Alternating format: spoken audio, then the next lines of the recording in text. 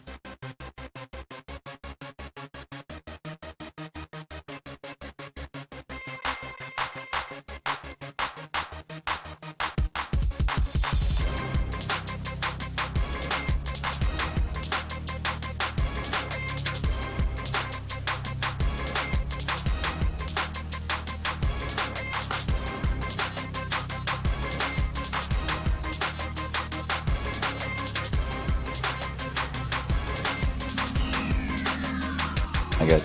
That's time to start the show, fellas. That's what I did with that timer. Here we go. In a world where Carolina Panthers fans have an insatiable thirst for Panthers news and opinions, only one podcast roars ferociously. It's the C3 Panthers Podcast.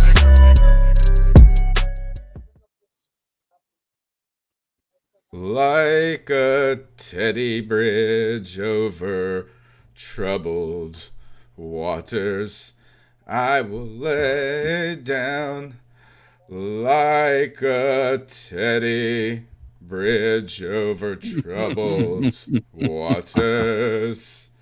It's the C3 Panthers podcast, folks. My name's Tony Dunn. It's 9 o'clock. It's Tuesday.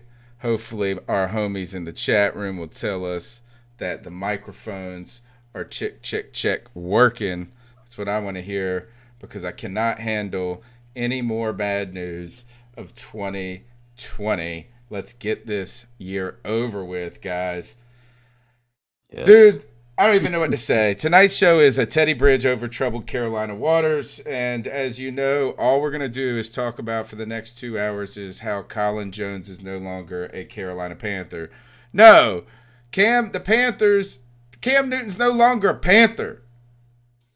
What? I don't even know. Well, he's technically a Panther still. But what the hell happened today? Yeah. We'll be talking about that as well as...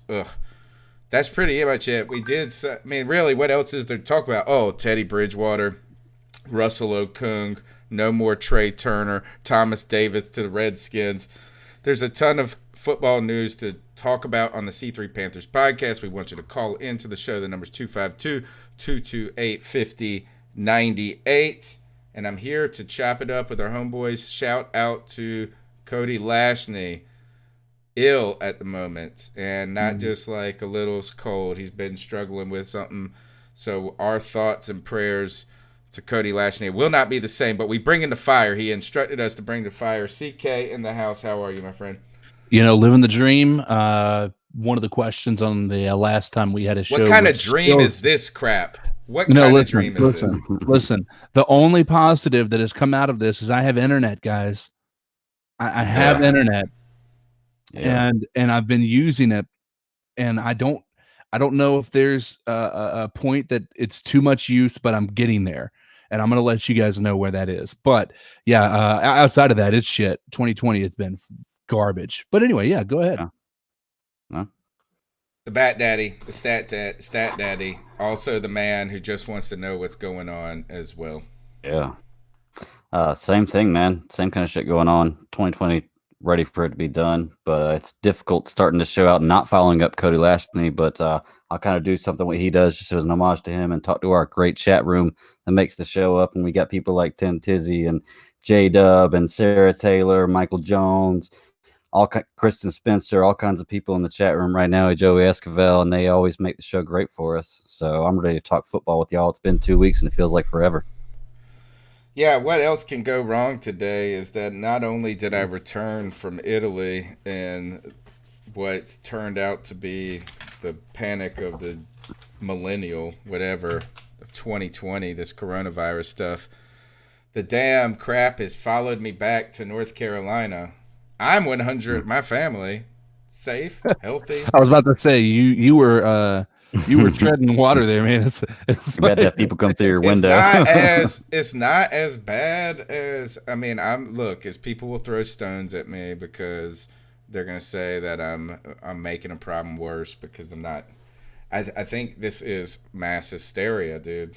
It is mass hysteria, but I felt 100% safe there. The only problems I had were worrying about potential transportation hiccups and it turning into something long term. But I come back here and fortunately, like, everything just closed down. So I'm here at the house chilling. We're doing our 14 days, just hanging out, chilling, working from home, doing all this. And then not only does the world around me collapse, but then my internet world collapses today with the news that the Panthers released, and I put up the message from Marty Herney, and that is he said something to the effect of, here, I've got it up on the screen. I can't even read it. It's so small.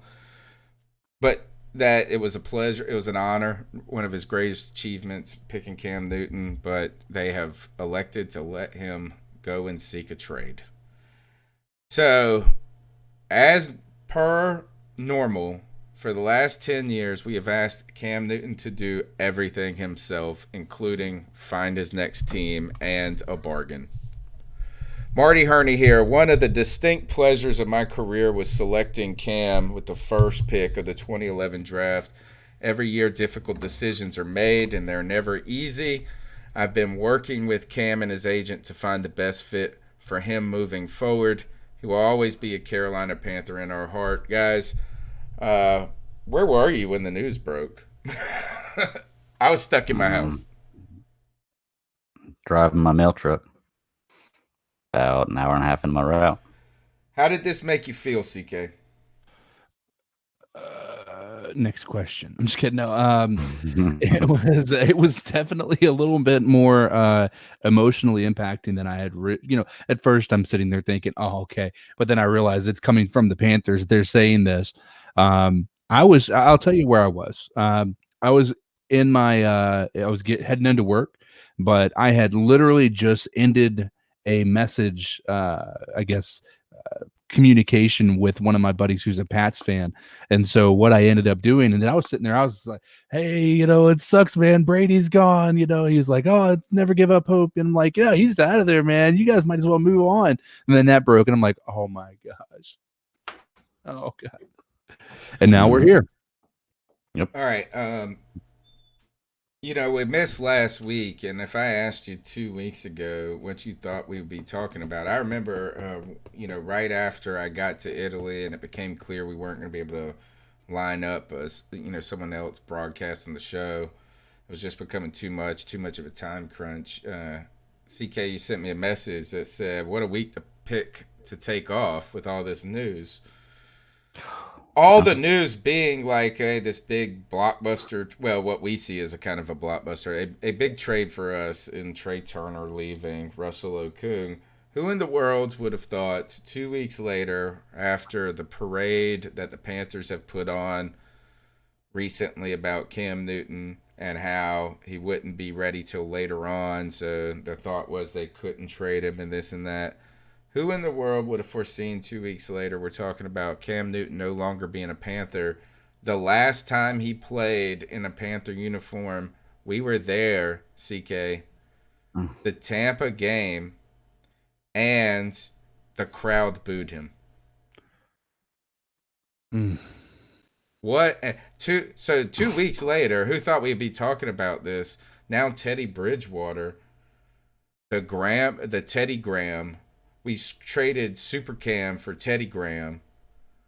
And now the departure of Cam Newton has brought all types of emotions and criticisms. Yep. Main criticism today was from fans that Rich Kingston at some point is calling these guys like wankers and weasels. Yeah, he's definitely not holding back punches, certainly. Here's what I say. Every week we have the Panthers do something that we have suggested they do on the podcast the week before. The 1 week we miss, these guys lose their heads. They don't know where to turn for their advice, and they let Cam Newton walk out the door, and they sign Teddy Bridgewater. Right. It's our fault. What I'm just saying, like at this point in time, how can you not? I mean, we can't miss another episode. Like we just can't. It's not possible. It would mean the end of, like, Christian McCaffrey may get cut at that point in time for no draft capital or anything like that. Yeah. Never like again. They say it doesn't fit the system or something.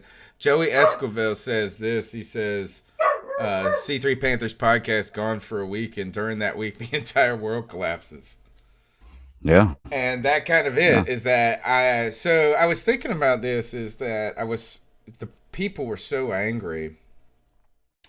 And I don't know if I'm personally angry. I don't know I haven't interpreted my feelings for like the taste of the Exodus.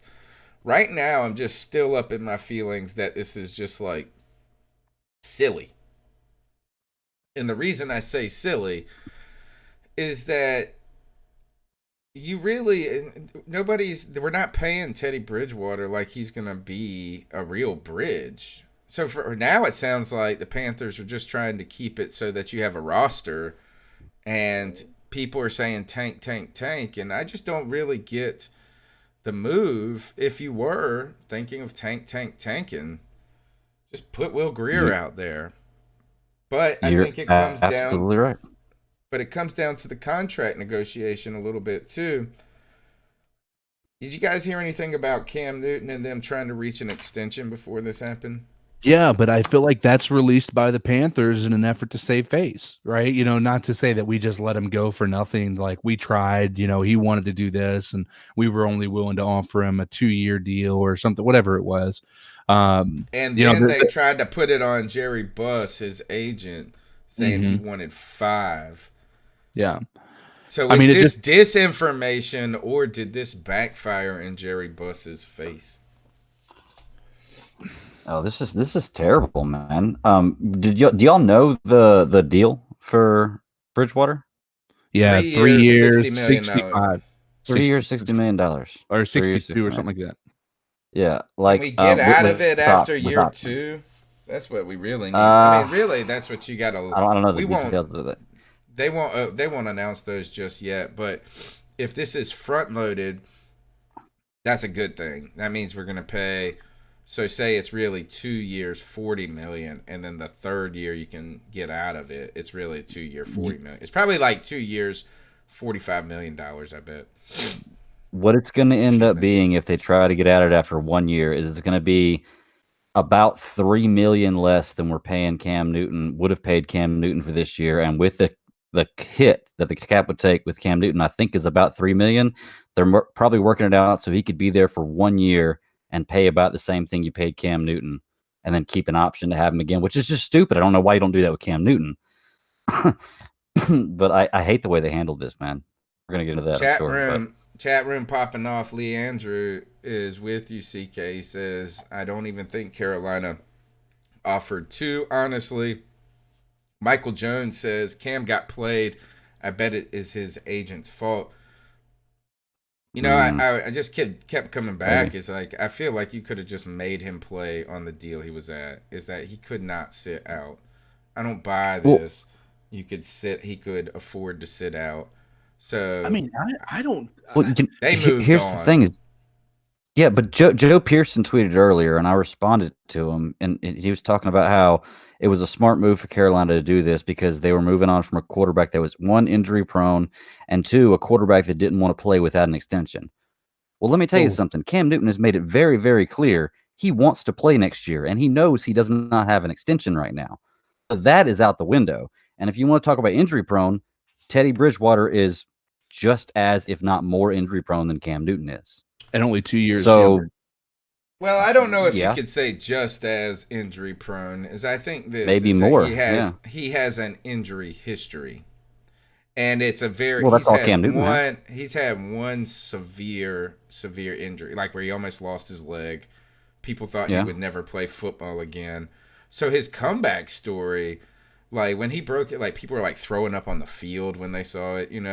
His comeback story was amazing, and you know what? We've kind of been pulling for Teddy Bridgewater. Yeah, where I have been, this doesn't have much to do with him as much as it does with Cam. But we haven't seen Teddy Bridgewater play significant amount of football, though. Even if he's been healthy. But when he did, he was a Pro Bowler. You guys forget that sometimes. But here's my question, and this is where I want to, and I'll let you go to your stats here. I want to at least say this: if this is, look at this Teddy Bridgewater signing in a vacuum. I'm not happy that Cam's gone, but if you look at it in a vacuum, let's keep in mind we haven't had a healthy Cam in 2 years, right? It just hasn't happened. Let's say a year and a half. So in a vacuum, in the past year and a half, we have had subpar quarterback play. Now we have a guy who, in a vacuum, if you look at the situation, is an upgrade from Kyle Allen. And I don't think we have enough to be able to say it's a bad idea to have him in.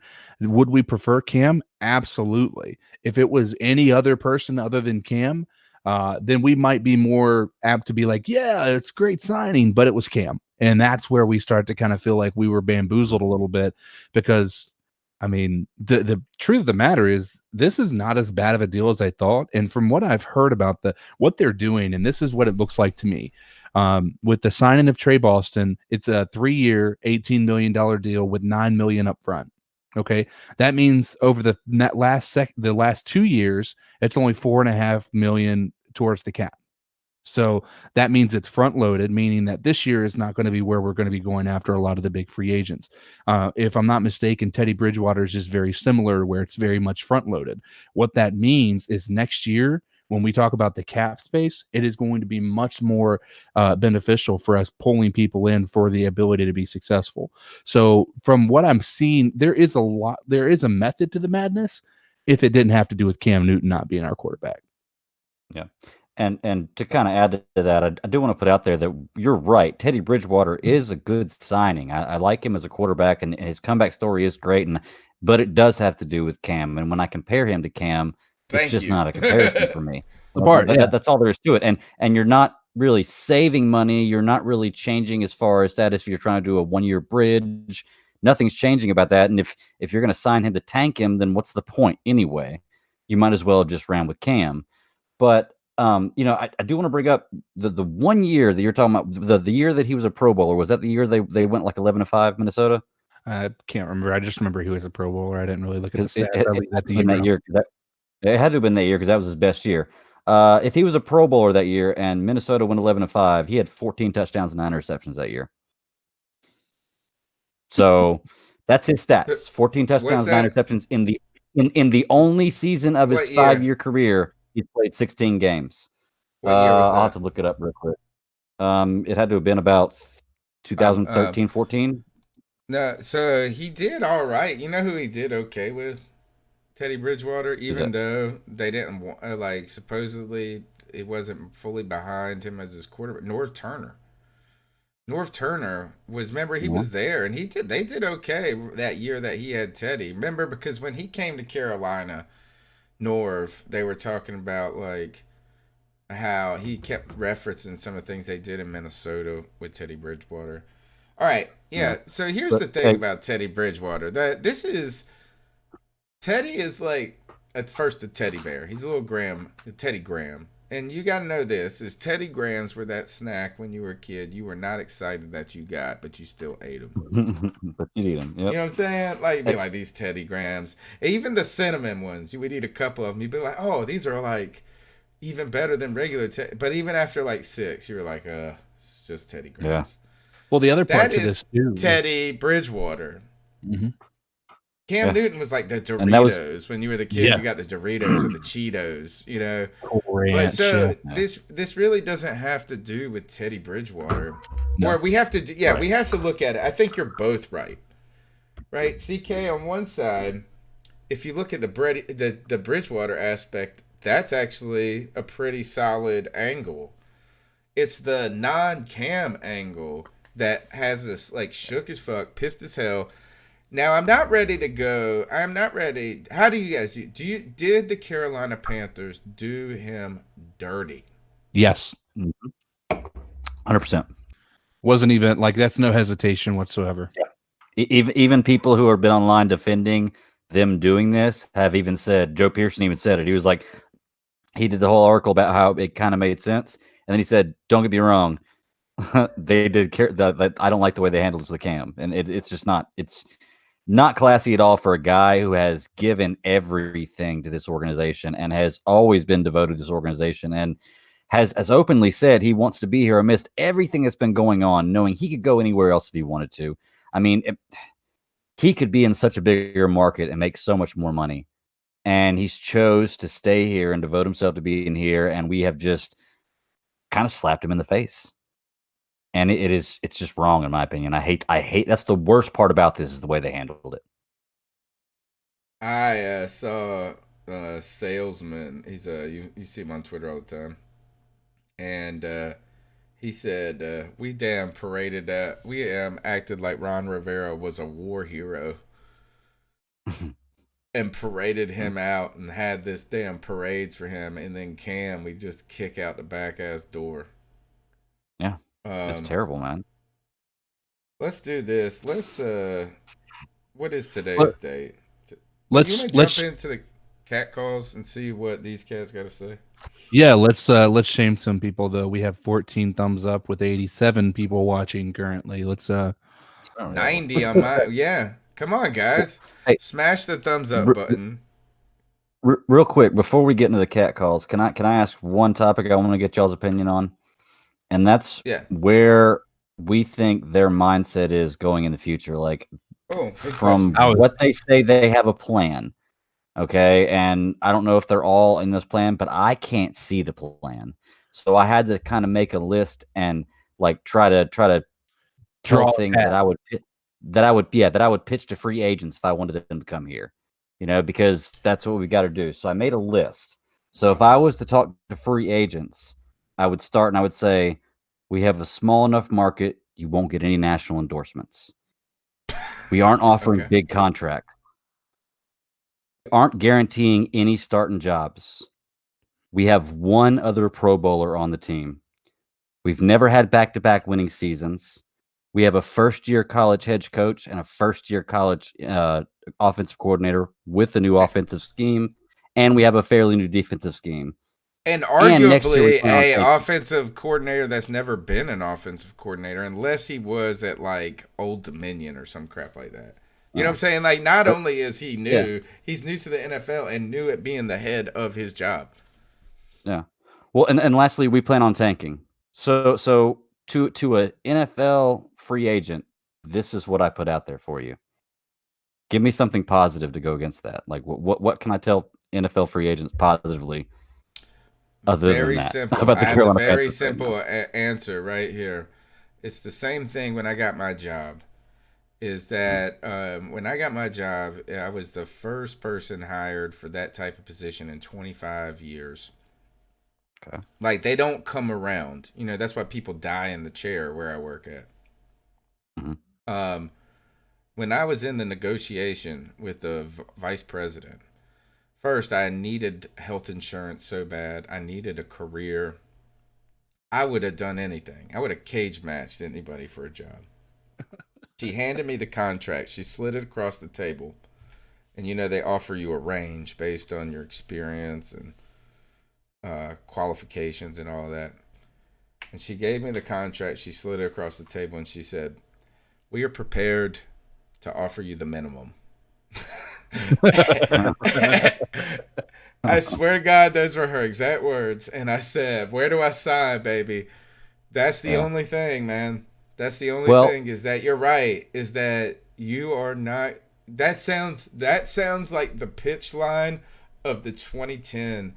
You know who's done this before? Marty Herney has sold this before in 2010. It is the same exact thing. Is like, no deals for anybody. We're not really even just getting rid of all of our assets, but we're shedding where we can, but we ain't giving nobody any money. And which is still strange that we were still in so much cap hell 3 years later when Dave Gettleman was the GM. Yeah. TK, how do you attract? Are we destined for a tank? I think is what your point is. I don't think tank is on the radar. If that was the case, we wouldn't be trading for Okung with 1 year, right? We would be just trading for draft capital. It's a patch. That's a 1 year patch, though. You're really just trying to get a roster out there that doesn't get people killed. But why not just trade Trai Turner for like a 7th round pick if that's the case? Because then they take on the salary at that point in time, and you literally get nothing in return. You get nothing in return. I mean, the left tackle Okung is better than a 7th round pick than it is you don't know it's going to be. You get somebody that can at least keep your quarterback alive. That's what our thing is. It's like, if that's the case, if the goal is to tank, why I get why didn't we get an asset? Why not get something that is, if that's the goal, is we need to build capital moving forward. I don't think we're tanking. I really don't.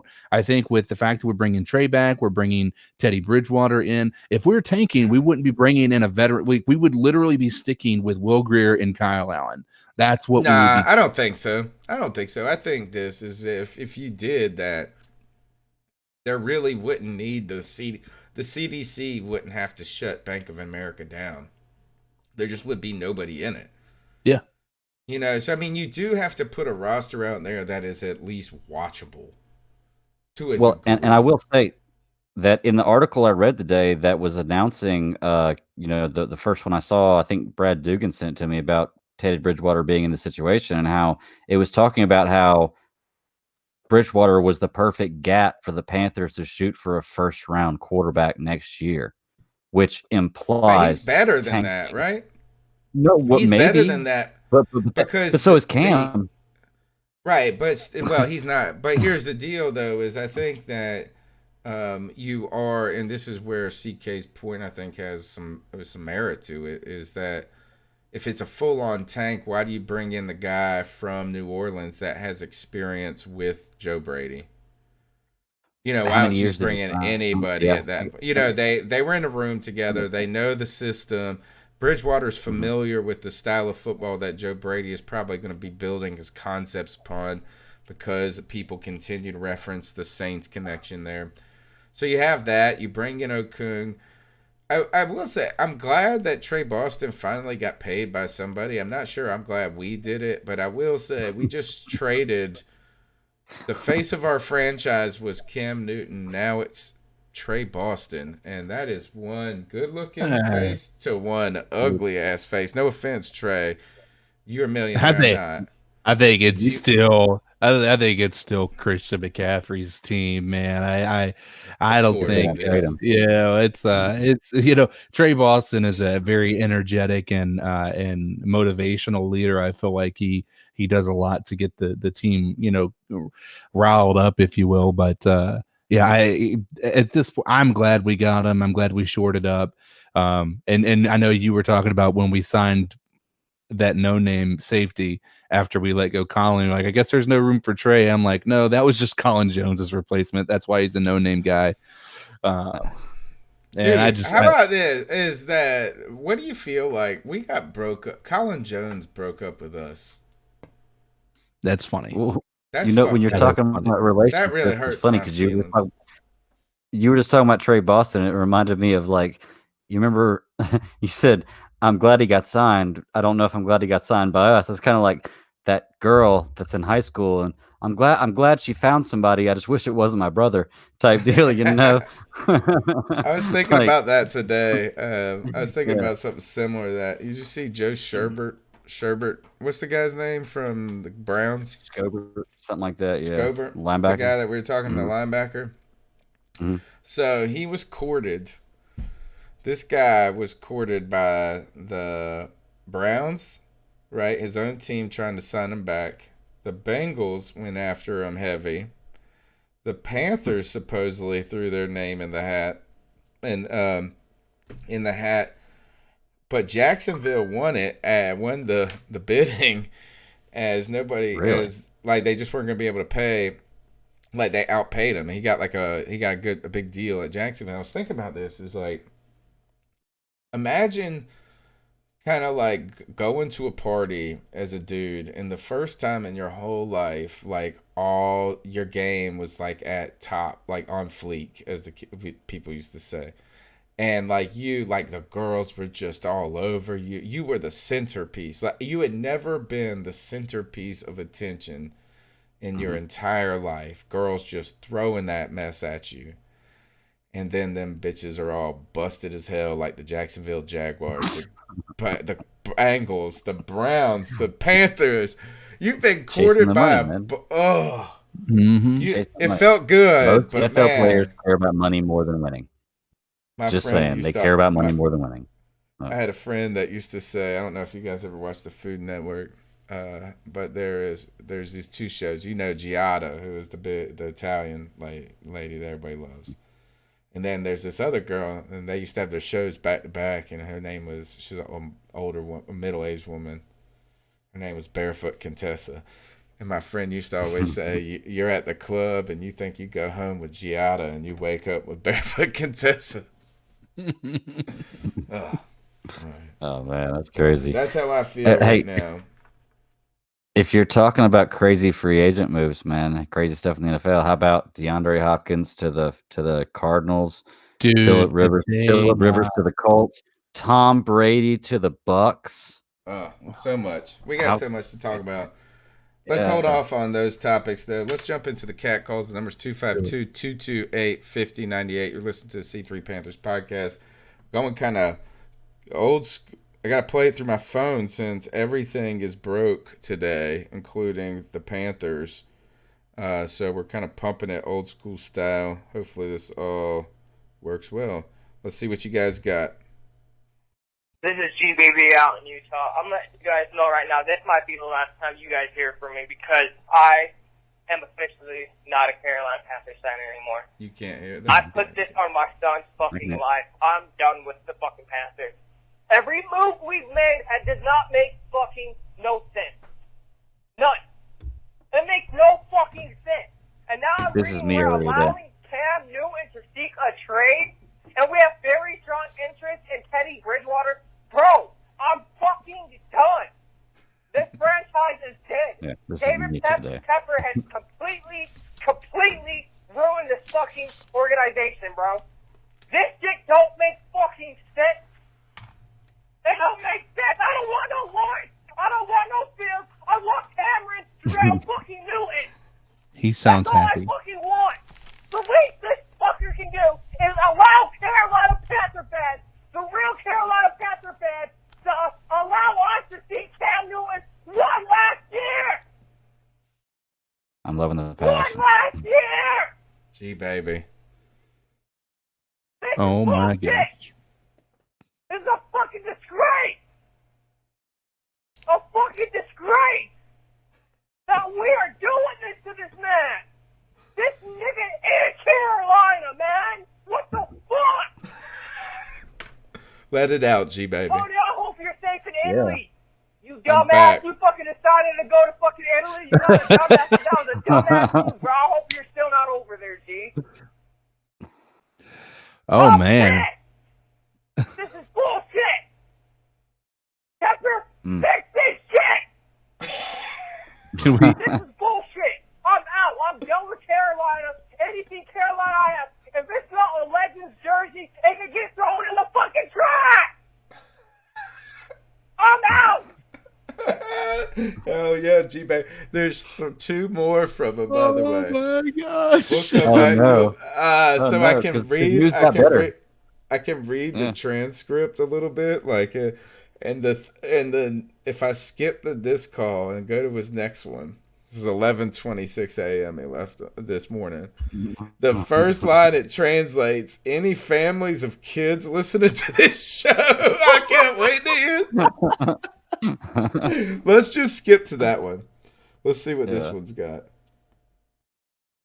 Any families or kids listening to the show, I apologize for my vulgar language, my explicit language, but I'm sorry. I can't hold this shit back. I'm so heartbroken right now. Like, oh my when I God. said I've been a Carolina Panthers fan for 15 years, that's not, I just watch the Carolina Panthers.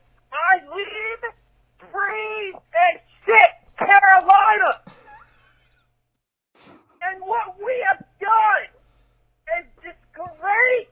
It's blasphemy. It's asinine. Man, like, what the fuck? Lynn's not happy with this. Allow your franchise QB to speak of trade. Bro, what organization, besides the dumbass Patriots that want to let Tom Brady fucking go, kudos to you, that's dumb as fuck. What organization goes to their franchise QB elite? Cam Newton is elite. You go to your elite franchise. Let him have it, QB G and you baby. say, hey, This we're is gonna for have all to of ask us. you This to was see all the of us trade. at 11 o'clock. This Yeah. 11:30 this morning. Huh?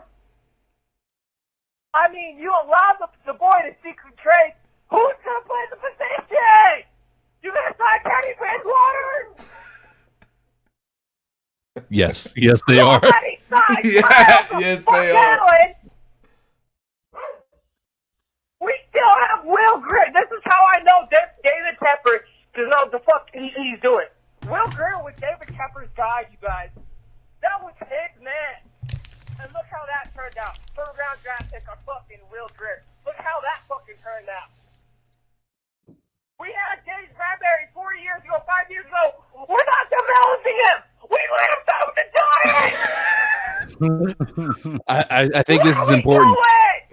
Has anybody heard from G Baby since about 4 o'clock today? Wait, I'm about to have a heart attack. Might have been he manual. said I'm about to have a heart attack. Wait. Yeah. Oh, is the speaker dying? Of course it is. Let's see. I'm to the point where I hope this fucking coronavirus wipes out the whole NFL season now. I'm out. Fuck off, David Tepper. Go fuck yourself. And you better be like I'm not in North Carolina, bro. I want to fuck your wife. I'm out. Woo! And you already Get him, know G who the fuck baby. this All right, is. let's go. Wow. Not gonna lie, I felt a little bit like that. Hey, guys. for him. All right, here we go. Let's see what they got. Josh from Mass. Uh-oh. What's up, Josh? I think I'm going through what we're all going through.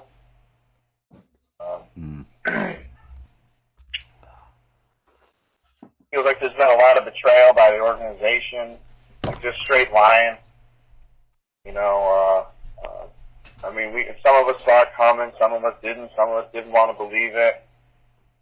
You know,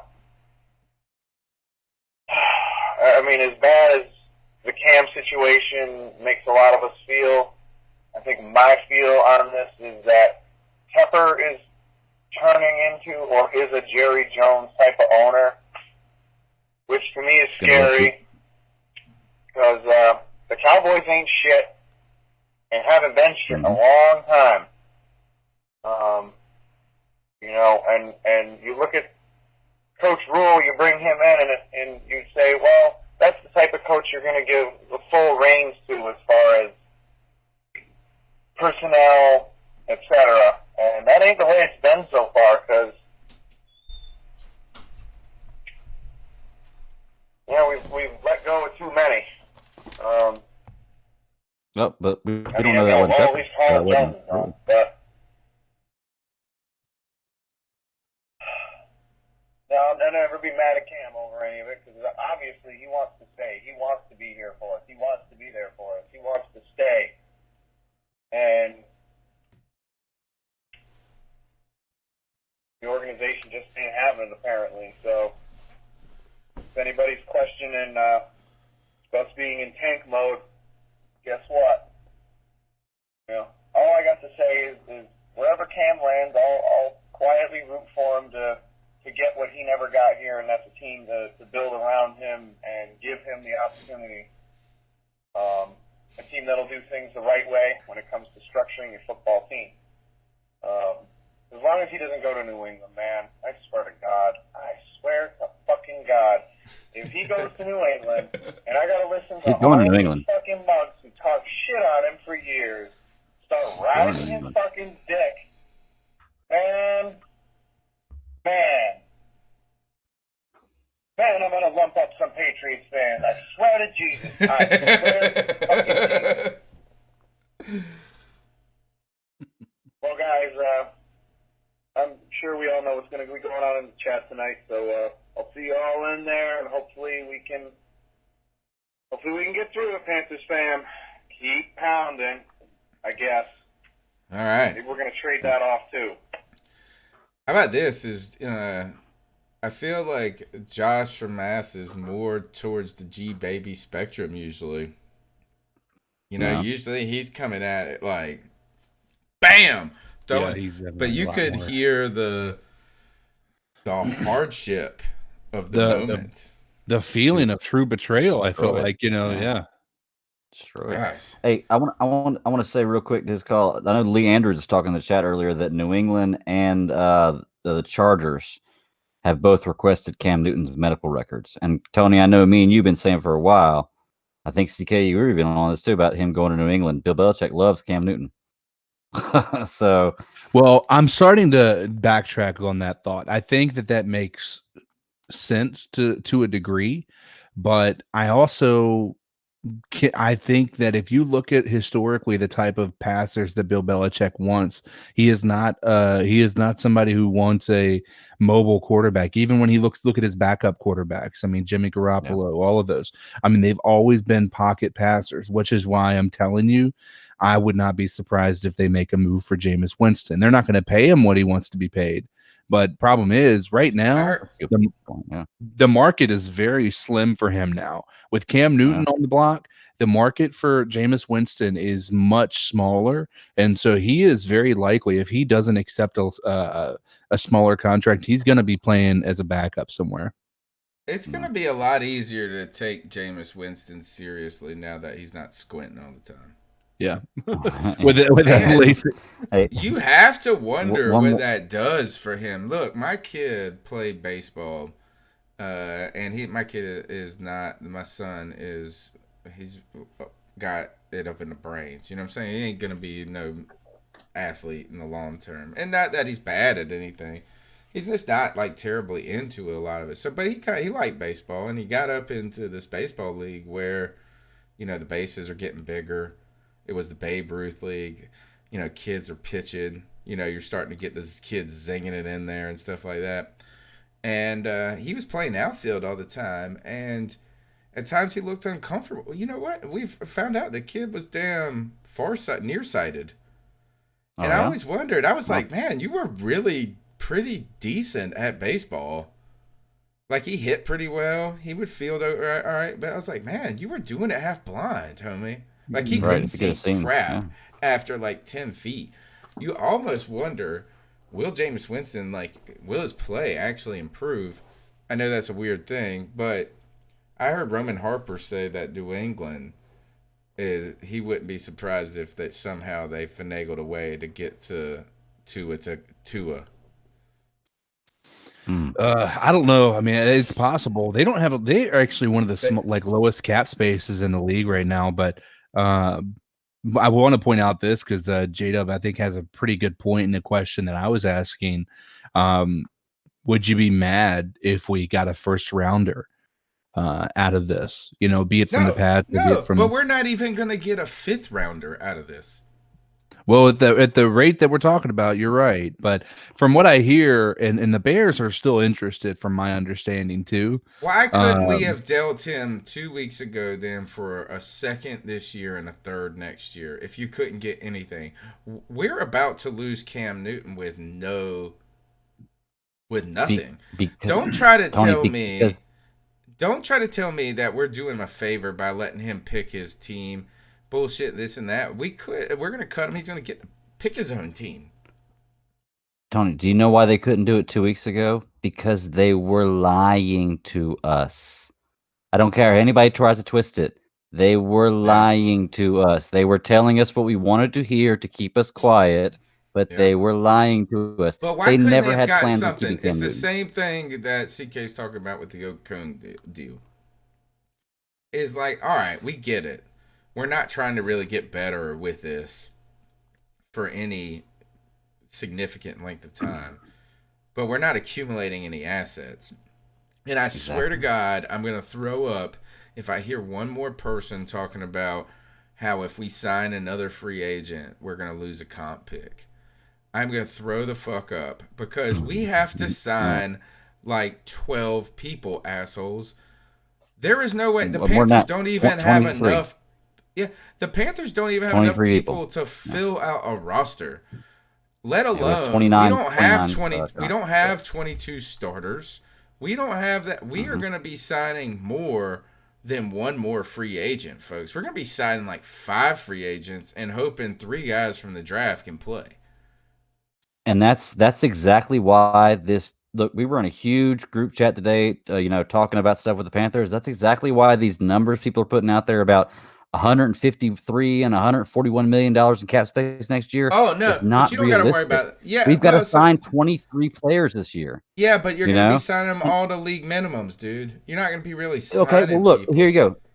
League minimum is $450,000 for a year. Okay, so we can sign 100 of those dudes for $40 You're right. Are you going to sign 23 people to a 1-year league minimum deal? And if you do, that's $10 million. That's $10 million. Okay. We have $33.5 million in cap space.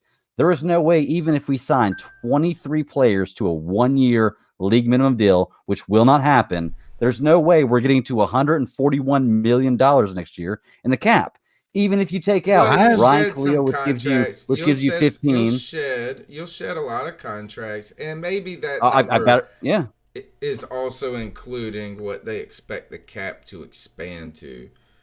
That could be that. But who do we have? My question would be: is who do we have on the team that's eating up the cap? Because it's KK Short is the highest paid, right? Dead money is what's eating up the cap. We have 29 million in dead money, and we only have 33 million in cap space. Okay, well that's good. That means that's all going away. Right. So we get rid of Ryan Khalil next year. That's 15 million, and we get rid of Greg Olson's dead money next year. That's 11.6 million. Okay, so that gives us from 33 million to $60 million. Okay, that's not signing the 23 players that we need to sign to have a full roster. Okay, so you take that 10.35 away, and you're looking at $50 million for next season, and you're not going to sign 23 players for a 1 year. You got to keep in mind deal. Luke Kuechly is another one that's coming off the books. You're probably not enough to bring it up on. You're probably going to be able to get out of everybody's deal at this point. Well, and you got to keep in mind a lot of those deals are front loaded, right? So Eric Reed's is going to be front loaded, where he's not going to be as big of a cap hit next year. KK Short this is his last year on his contract, right? If I'm not mistaken, he has 2, but I think we're able to get back on out from it. Yeah, by that point. Why is over the cap? Two things about it. Like, one, do you realistically think we're going to go from 33 million to 141? I'll take the low number, 141 next year. Let me give you this though. I do want to mention this to you. Is that if I told you we had 90 million in cap space, that is 3 times more than I have ever heard as a Panthers fan. Right now, $33 million is the most cap space we have had in a long time. Since 2012, dude. I've been doing the podcast every year. In 2012, we had when Dave Gettleman became GM. Remember when he took over right as the season was starting with the draft? He drafted the 2 tackles back to back, Star and KK and Star, and that was the draft that made us all love him. Straight up, we had $12 million in cap space that year. 12 million when we were doing the show right now. Now they always make a little bit more. So whatever the number is now, it's going to get a little bit bigger by the time we get to 53 roster day. Somehow they always do it through but 90 million would be the most. That's like a mountain of fucking cash we've never had in our life before. Well, look, can I bring up the point that, well, like, let's compare the Browns to it, because the Browns have been the team that's probably been tanking the most, got the most cap space, and had the most draft picks, okay? So the Browns, when they had the highest cap room, was in 2018 with 62 million cap. That's 62 million, which is 30,000 less than what we're talking about right now. And they had a huge stock of draft capital on top of that, which we don't have. And where are the Browns at right now? The same as they always have been. That's what I was saying. They're at that party trying to get up with their boy slightly better than Scobert. Yeah. So, I mean, I don't know. I'm really hoping, and I'm going to go ahead and let everybody know that's listening, and y'all and everybody, I'm really hoping that in 1 year, y'all can shove this in my face, and I'll take it. I really will. Shove it in my face. Tell me I was wrong. I will take it. I really hope that happens. Mel Mayock used to be back on the podcast in the day, and he used to always say you didn't want to win. You didn't win Super Bowls in March and April. Yeah. You know, and that is all the teams that are making noise in free agency usually suck. It's the ones that make one big move in free agency that get better. That they do one big thing. You know what I'm saying? Kind of like the Bears got Khalil Mack. That put them at a spot that all of a sudden we thought the Bears were the next best thing. How did the Panthers not trade Cam Newton to the Bears for something, man? Like, go get Allen Robinson. They wouldn't trade Allen Robinson straight up for Cam Newton. Come on. All right, let's go back to cat calls. Numbers 252-228-5828. 5098. You can have your voice heard on the C3 Panthers podcast. Can get this working. Yo, C3, it's Theo from Asheville. I'm excited. I finally got Tuesday night off because of the virus, but despite how we got here, I will be in the chat room for the first time. Let's go. So, I'm seeing news that the Panthers are trying to finalize with Teddy Bridgewater to make him the franchise quarterback of the Panthers. I'm sure you guys have already got calls about it, and you've already talked about it. I got a couple questions on this. How do you feel about Teddy Bridgewater? I think he played great for Saints. I think he could be a solid addition to our team, kind of plays like Cam a little bit. And I also want to know what you think this means for the future of Cam Newton and the Panthers' plan to move forward with Cam Newton. I know we've talked about this being a proving ground year for Cam. Will he even get that opportunity? I'm excited for tonight, and I guess we'll see you there. Keep pounding. All right, thanks for your call, man. Let's talk about Teddy Bridgewater for a second. CK, you said if we were in a vacuum, Teddy Bridgewater is we'd be happy about this. You do bring in a guy. I wonder, what year was Teddy Bridgewater drafted? Was it 2012? I think 2013 maybe. So he's a good story. Is Teddy Bridgewater also suffers from the syndrome of being a black quarterback. And what I mean by that is that people have always underestimated him. Very simply put, is that they gave you a million reasons. Teddy Bridgewater was the best player coming out of college that year. Louisville, I believe, is where he played college football at. He put up these, their numbers. Their offense was, explosive. He did everything right. Teddy was, he was the good kid, the pop, and on top of that, and even the normal things that they like to go after with what we've seen with Cam Newton, the athletic quarterback, and then they use those terms as secret innuendo, is that his athleticism wins while this other guy's cerebral. He's not a pocket passer. We heard that with Cam Newton. Teddy Bridgewater actually is kind of a basic style quarterback. Drop back, throw the ball, go through his progressions, that type of player. He's not a guy running all around and this and that. And so he's like the well-coached, soft-spoken kid who's a pocket passer that checks all the boxes, but then he dropped in the boards because he had little hands. Now, to be fair, Roman Harper does call him Teddy Two Gloves because he does wear gloves to throw the football. So here's what I'm gonna say, and this is maybe opposite of what I had mentioned earlier, just to kind of play both sides of the. Take a page out of Stat Daddy's book here and talk to you about his past two seasons in this, in a Saints uniform. Most people are going to point to 2019 as being that shows he went 5-0. It was an incredible year, just really great things. Well, yeah, you're right. Let's look at that in the vacuum. Kyle Allen had a decent, but he had 9 touchdowns over 5 games. So he wasn't averaging quite 2 a game with a very explosive offensive wide receiver core and a pretty manageable tight end core with a very good running back in the backfield who's good at catching the ball out of the backfield. He had a total of, and the problem with these stats is they are going off of his total games, which he played in 9 total games. So it skews this number where it says his average yards per game were 150 yards. They were more than that, but it wasn't. It was. He started 5 games. He started 5 games. 5 games is what he started, but he was participant in 9 games. So they're actually taking that 9 games and dividing his total yards by that, and makes it harder to give a true idea of what he actually did. But how about this? Can I give you these numbers to help to give that some context? He had before you do 196 attempts. Yeah, gotcha.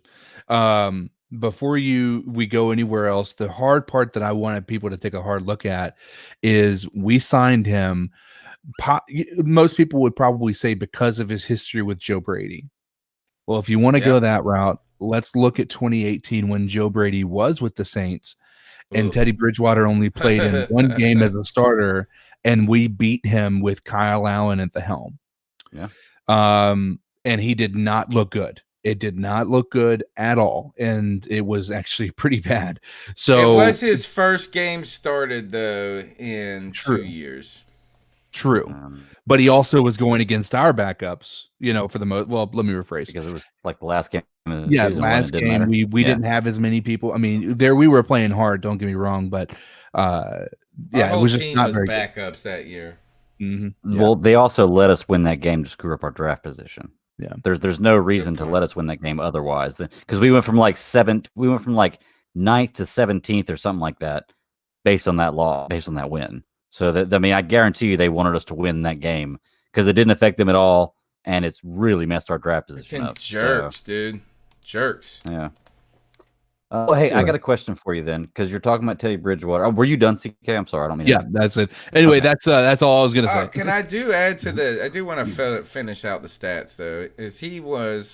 Last year he was efficient. He threw 68% completion. Mm-hmm.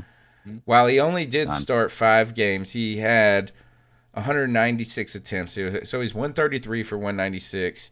His he had 9 touchdowns, 2 interceptions. Let me see, yards per game. He only averaged 153. Now, you might change that if it does the starting. Right. He had 1,300 yards in 5 games. So that's actually pretty good. Like, he was effective. Yeah. In those games. Can I say sorry. They put him in a good position. Yeah. So I wasn't looking at, and he made plays. So I don't want to take anything away from him. I don't want to take anything away from Teddy like me trying to criticize him as a player.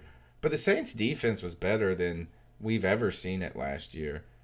And they put him in a good position. He didn't have to do a lot. So when he did more than a lot, it looked really good. Yeah. And can I say those stats you put off for the 5 games were pretty impressive, 5-0. But I'm actually going to look them up right now. I'm pretty sure they're probably pretty comparable to Kyle Allen in the 5-game stretch he won. Yeah, they weren't super impressive. And I remember people were talking about him in an MVP conversation, which was really odd because it was not a very there might have been one really good game, but all in all it was not as impressive as they want to make it seem. And I do want to say for Teddy Bridgewater, he's played in his 5 years, and I get that there's injuries and he hasn't been a starter and that. He has 38 career touchdowns and 25 interceptions. Cam Newton had 35 touchdowns in 2015 in Teddy Bridgewater's best season, where he had 14 touchdowns and 9 interceptions. Yeah, so I mean let's not hold this against Teddy. I think he's actually going to be a better option. How about this? Let me ask you a question. Would you rather have Teddy Bridgewater or Jameis Winston? Teddy Bridgewater. Yeah, I think so. I don't like. I don't know, man. Because think about this. And I was talking to a guy about this earlier today with Jameis Winston. You take away Jameis Winston, he had 30 interceptions. You take away 10 of those, just 10. How are the Bucs looking last year? They're a playoff team. Well, that's what a lot of people are actually saying with Tom Brady now is that he had 30 interceptions and they lost like 5 games by 7 points. Yeah, and that's what I'm saying. So they're a playoff. 14 interceptions a year. Yeah, so that team's better. But that he also lost them those games a lot of times. Right, that's what I'm saying. So you take those 10 interceptions away, they don't lose those games. But you can't take him away because he lost them the games. All right, so how about this? Would you rather have Teddy Bridgewater or Phillip Rivers? Oh, for me, this is personal. It's totally Teddy Bridgewater, but it's almost the same for me. Teddy Bridgewater and Phillip Rivers are about the same to me as far as. And I'm Catholic, and I don't even like Teddy. And I don't even like Phillip Rivers.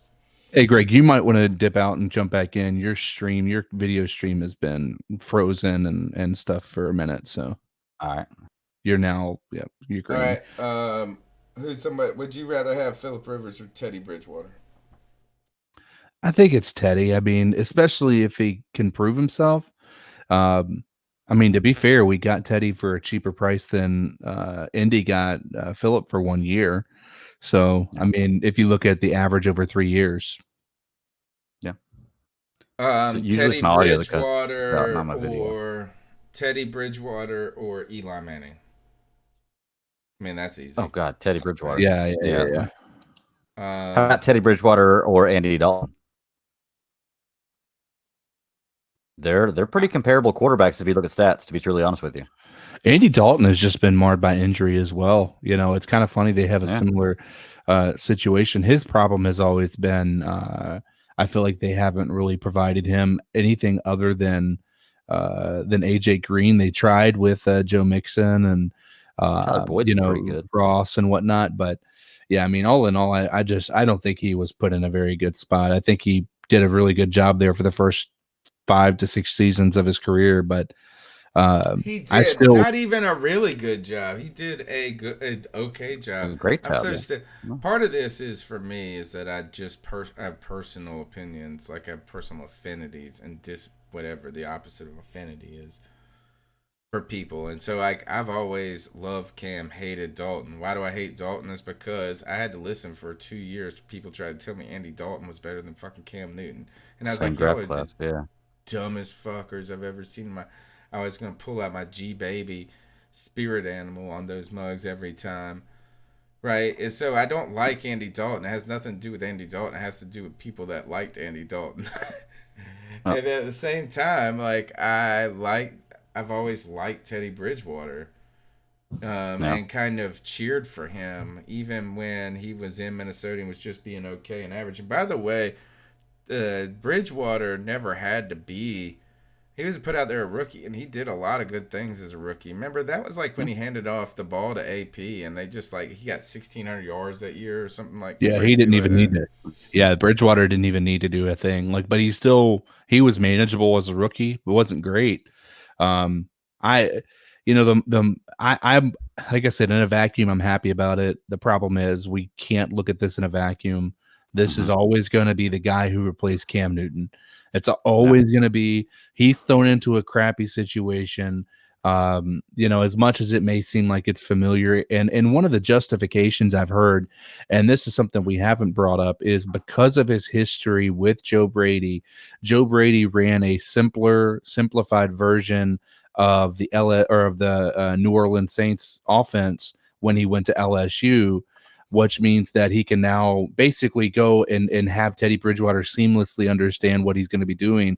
And with all the restrictions from the COVID-19, causing the mass hysteria in the world that it has, they can't meet with people. There are no off-season training activities.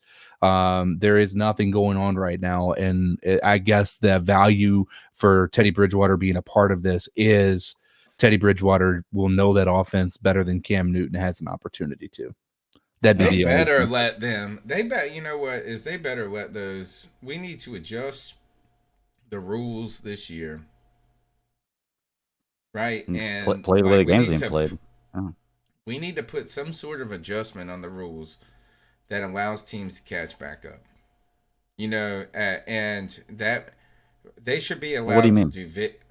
All right, so how about this? Is let's take away any restrictions right now from now until the shutdown for teams to hold video conference meetings, contact in that way. You're losing so much right now. Is that maybe okay? We can't meet and have these undrafted whatever rookies come in. But Ron used to always be like, it's about them teaching and teaching. Well, you know what is that you might not be able to teach them straight up on the field, but maybe the running backs coach should be able to talk with the running backs and go through first initial phases, what they should expect when they get to training camp, what they're going to do like this. It's not the same, but we right now just sticking to the rules that are football and just saying, well, now since we missed OTAs, you can't have 2-a-days. You can't. There's got to be some sort of adjustment, you would hope, or else the first month and a half of this 17-game schedule is going to fucking suck, dude. Every team is going to look like trash. Well, they're not doing the 17-game schedule this season. That's just the playoffs. Yeah, that's next season. This season is just the playoffs. Yeah. It's just the Okay. extra teams in the playoffs. Okay, So. but I get what you're saying. My point yeah. is that usually we don't start seeing good football anyway until week 3.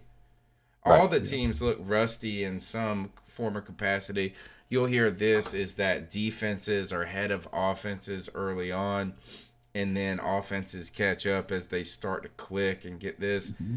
It's going to be a long time. Imagine what it's going to be like. And we've heard this. The other thing is scary too, is what is this going to do for potential injuries for players? And what I mean by that is that there has been a lot of old school players that used to talk about this as like, yeah, we beat the shit out of each other in practices 2-a-days and all of this, and we were hurt all the time. But you didn't have as many of these non-contact injuries where guys are just like gym training so much, and then they get on the field and do something and their knee blows out. What is that going to do? A lot of concerns there. So I think the NFL should let teams adjust. Maybe it's getting playbooks to guys. I don't know what it is, but I hope that we don't just archaically apply whatever the rules are currently as normal. You know what I'm saying? Well, they just bargained in the new CBA for less practice time. So that's kind of working the opposite direction of that desire. I less wonder practice why time that's only, so important to football players. because they only care.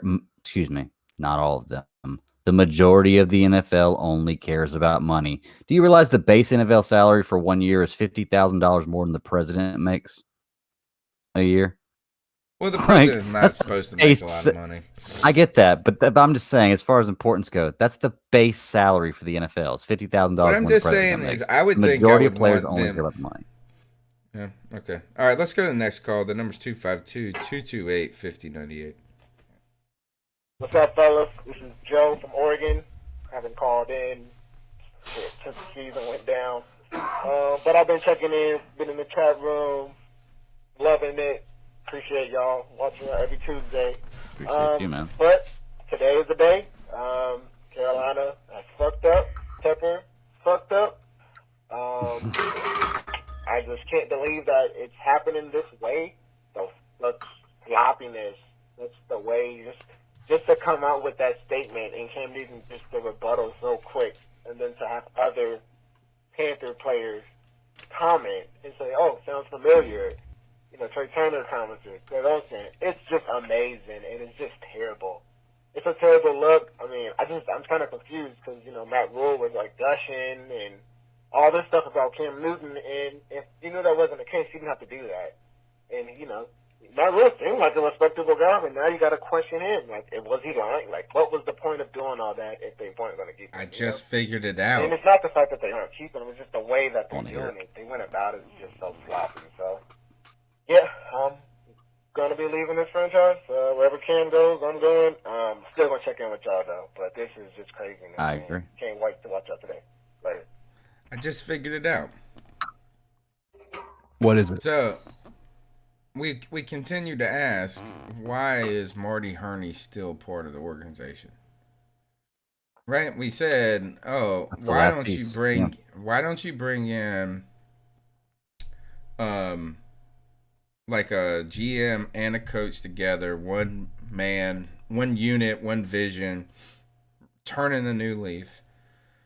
So then we tried to figure out why Marty Hurney still was here, and then it was because David Tepper told her he's one of the greatest evaluators of talent. He's, in the country or whatever, right? So we've heard this. Sorry. Now we see, right, is that the Panthers are completely heading a new direction. Marty Hurney is ultimately the axe man. What if you brought in a new GM for the long term, and his first order of business is to get rid of fucking Cam Newton, get rid of Greg Olson, tear the shit down, make new relationships with players, and turn around that list that you read off earlier, Greg? No, we let Marty Hurney be dig the grave.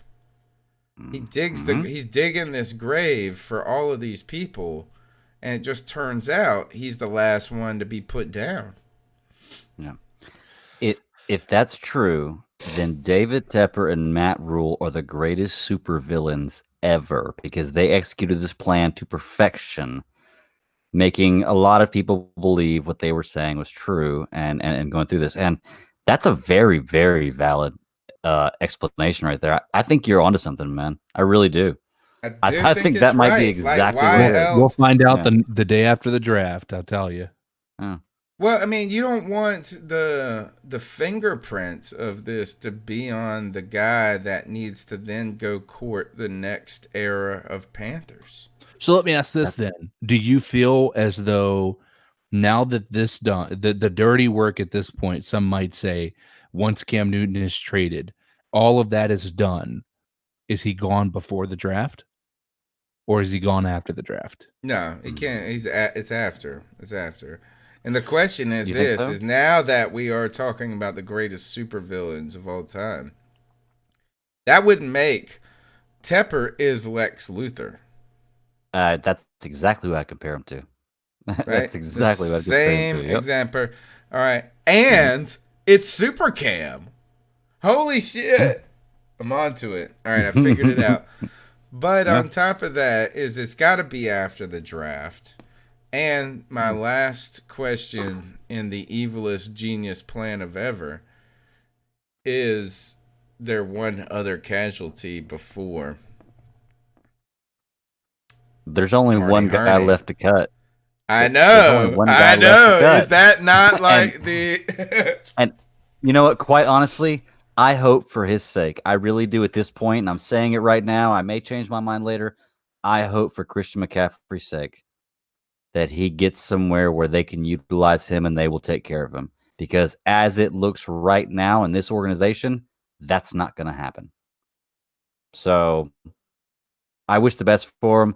I hope they don't end up doing to his career what I feel like the Panthers have done to Cam Newton's career. J-Dub says Lex Luthor would have done it in year one. So Tepper's maybe. slacking. Yeah. All right. So he planted the seed in year one. Let's say the name. What should the Carolina Panthers do with Christian McCaffrey in lieu of this? This is that You talked about this. You guys talked about this. This is a business after all. The reason that they're signing free agents, having Teddy Bridgewater, Russell Okung, any of these guys, is because they have to fill seats. You get rid of Christian McCaffrey, that is not happening. No questions asked. It is not. I don't care what free agent you get. You're not going out and grabbing somebody in place of him and then paying more than his rookie contract is going to be asking for. You know, none of that's going to be happening.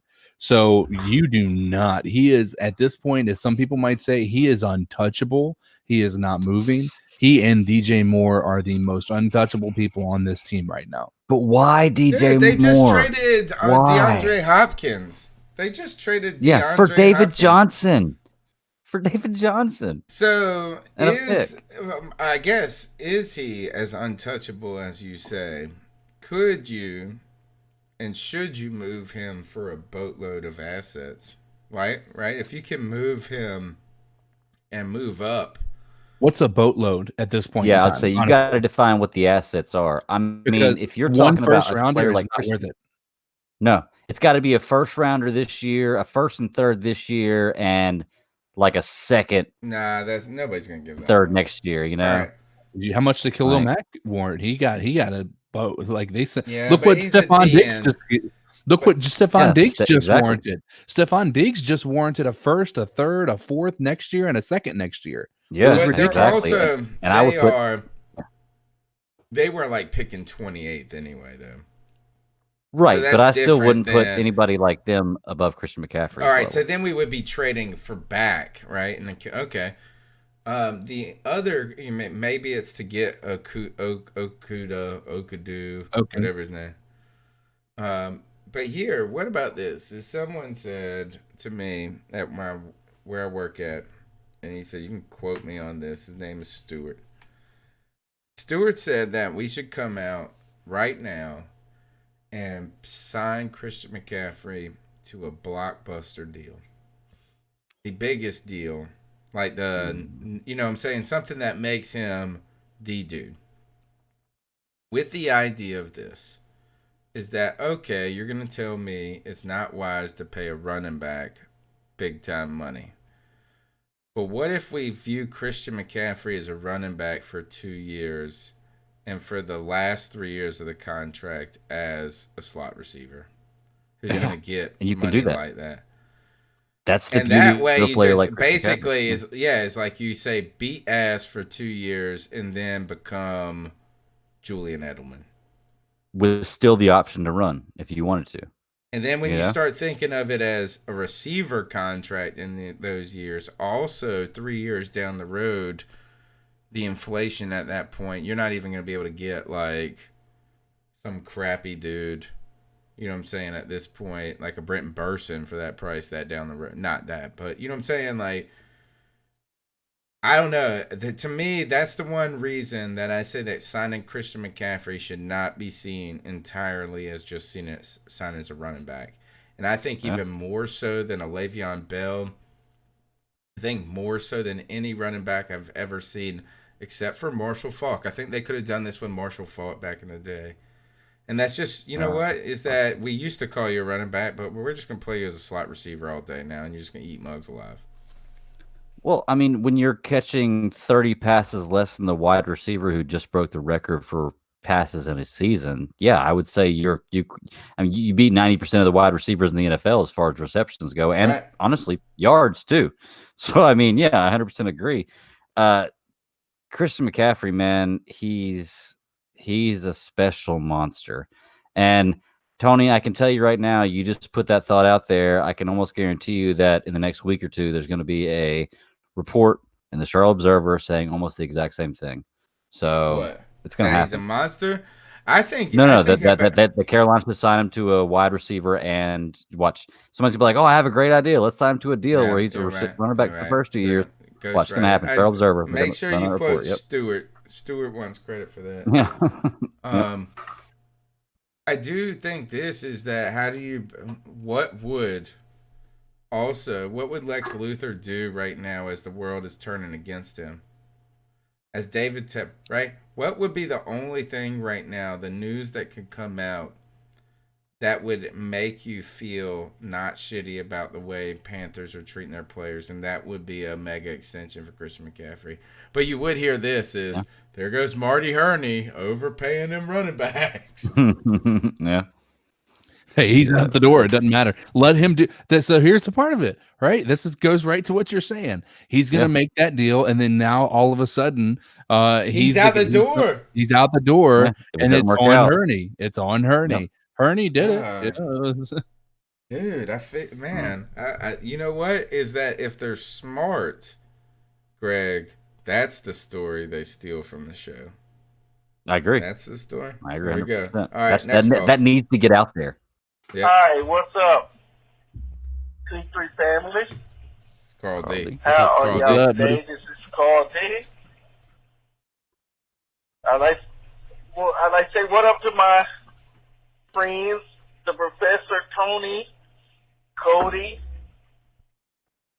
the Bat Daddy himself, the man of the hour, and Mr. CK. How y'all doing today? Living the dream. That's good. Today has been a crazy day and a sad day for the Panther Nation. Hell yeah. So, we're getting rid of Cam. That's crazy. Quit saying it. But, yes, I am ready. I am pissed off. First, I like to start saying, I'll say, the reason I'm pissed off, I wouldn't be pissed off with us getting rid of Cam if they didn't treat Cam and deceive us like they've done. Thank you. That's exactly what I'm saying. First, they talked about they keeping Cam, at least for this season, and blah, blah, blah. But then when all of a sudden... Oh, is he back? They Sounds like now they get rid of him. And then they try to blame. Then they try to say Cam demanded the trade. That's a bunch of bullshit. I am so disappointed in this new organization. Kemper is, you know what? And Teddy Bridgewater are. So we're replacing Cam for the water for Teddy, the water under the bridge. Mm-hmm. If you was going to tank, why didn't you just come out and say you're tanking? Thank you. Instead of having Me them and Carl to be on the hope- same page, man. Believe, okay, with Cam coming back and what you got to get, what you do. And then I heard they were talking about CMC getting ready to get traded. Yep. So, I'm just saying, man, this tank mode, if you tank it, thank you. I think we would have been much happier fan base if you just admit the truth. This organization seems like, including Mr. Owner Tampa, seems to be nothing but a bunch of liars, deceivers, and assholes. Yes, Panther fans, fuck Tampa, fuck Herney, fuck Rule, fuck the whole organization. You know I'm pissed for that. If I'm saying that, I'm. Yep. All right. Here's- Here's part two. Okay, I'm back. Yeah, you know I am heated if I'm going to say that. No, I'm tired of being. Our last own, we was lied to. You know, I'm tired of this organization. What is wrong with this Panther organization? We can never keep a good thing going. Every time we have something good, it's always the organization. Whether it's a new regime or an old regime. I don't get it. They lie to our faces. And say one thing and do another. I don't understand. All right, this call is a little shaky on the quality, so we're going to keep going through. Guys, responses, though, quickly to Carl D's points right there. The team lied to us. A lot of people upset personally, and again, we heard this on the call earlier as well. Greg Olson chiming in says, sounds familiar. You hear these guys. Really, it's very, right now, for the last decade, the Panthers have really had trouble with dealing with personnel. I mean, whether it goes from Steve Smith and Greg Hardy, right? Yeah, on one hand, you got Steve Smith, the Exodus, that, you know, blood and guts. Then you get D'Angelo Williams, but then you get the Greg Hardy person, all this stuff up and down. Nothing has really gone well personnel-wise, it seems like, and it continues to go south here from Thomas Davis to Olsen, now to Cam Newton. Yep. Well, for Carl D, man, I want to say you are exactly my mindset on this. Everything he said is exactly the way I feel. I mean, it's like he was reading my tweets earlier and just spitting them off. So whatever you're smoking to stay that calm with you saying you're pissed off, I want some of that, man, because that didn't sound pissed off to me, but you're saying the exact same thing I am. And Tony goes back to everything. It's all about the way they've gone about this and the deception they've given us. Carl D was talking about how they lied to us, and that's what I've been saying for weeks is look behind what they're saying. It's what they're not saying that's concerning. And I don't get how anybody can trust anything they say from here on out, because especially with Matt Rule, because Matt Rule's made it clear that everything with the offense and where they're going forward is his decision. And so if this comes down today, then that's what he wanted to happen. And he straight up told us, I want Cam Newton to be our quarterback, when he had every power possible to make that happen. He just didn't. Yeah, I wonder how much here Matt Rule is really behind the wheel. He said he had full control. That's why he got Joe Brady, remember? He said it was his choice. Here's my biggest takeaway from this. And this is where I want to believe that the organization didn't lie to us, right? I do. And my mind goes to the logic of in a world, in a world that you actually want to trade him away, they gave every ounce of leverage they had from day one, every ounce. Like if they said, "Oh, he's healthy, we're good, we're going to go ahead and we would like to move forward." Like, no, they said he's not healthy, we can't trade him. Right. And now all of a sudden we want to, once he's healthy, we're going to be excited to have him on the field. Right. All of these things are kind of leading to the idea that they really wanted to keep him. But if they wanted to trade him, the trade value is constantly going down with everything they're saying, every single move they make, everything they're doing up until today. And then now all of a sudden you have this trade option that comes about, and I don't know how many teams are calling, right? Especially in the midst of all of this. Well, they don't have to call now. All they got to do is wait. Yeah, because they know he's going to be released, and they might be able to. Now, granted, if he gets released, the other part of this is they're going to have to pay him immediately, right? He's going to have to sign a new contract. He's going to have to. He's going to want to get paid more than the 17. I mean, he's not going to want to be paid less than Ryan Tannehill. Let's be honest about some stuff, boys. He's not going to want to be paid less than Ryan Tannehill. Yeah, that's the thing. Is like. That would be some bullshit. Like the whole world will end in that moment. That is the moment that the black hole collapses on itself. Mm-hmm. Ryan Tannehill making more money. How about this? Is Kirk Cousins? Think about this. Is that right now Minnesota drafted, or at one point Minnesota drafted Teddy Bridgewater to be their franchise quarterback going forward. They lose him to injury. They pay Kirk Cousins a mega contract of $80 million guaranteed over 2 years, or 84, what it is. Now Kirk Cousins has negotiated another extension. Teddy Bridgewater is the starter of the Carolina Panthers, and Cam Newton makes no money. What the fuck world are we living in? Yeah, an interesting one. Oh my gosh. Kirk Cousins is first of all, Kirk Cousins should teach business classes. Yeah. And let's talk about that Tannehill contract. Everybody's freaking out about how high it was. Tannehill did really well last year, so he deserves it. He managed to be behind one of the best offensive lines in the NFL with a great running game as well. If you look at his stats, I can say that about a lot of quarterbacks in the league, though. Yeah, but if you look at his stats too, behind that type of an offensive line, he did not have he was not destroying with 4 touchdowns. He did in those first couple of weeks he took over. So he took over in the regular season, and all of a sudden it was like, damn, Ryan Tannehill's way better. Wasn't he the starter for when we faced him? But I don't think he was. No, he wasn't. Mariota started the year. I know, but he wasn't signed on as a starter. We went to that game and we won that game. Yeah, we destroyed them.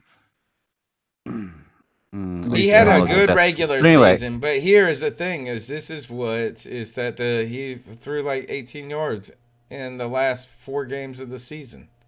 In the playoffs, he threw 5 yards. Come on. Well, let me put it like this: what I'm saying is his contract. I think he's deserving of his contract based on the way he performed last year. That's an opinion. If you like it, yes or no, take it for what it is. But what I'm saying is that contract in 2 years is going to be like the 23rd best contract in the NFL. So it happens. What Cam Newton's was in 2015. That's why it was so brilliant that we did that. But it's still Ryan Tannehill. Dude, Ryan Tannehill, let's see. How many games did he play last year? He played... I'm not talking about Ryan Tannehill. He started 10... Next call. Okay. I'll give you the stats, though. I got him right here, but he wasn't that bad. Tell me what he did in Miami. Okay, in Miami. Who do you have in Miami? Where he started. Right. Who do you have in Miami? And before he got injured, he didn't do that bad. Let's look at it. He's right in level with Cam Newton.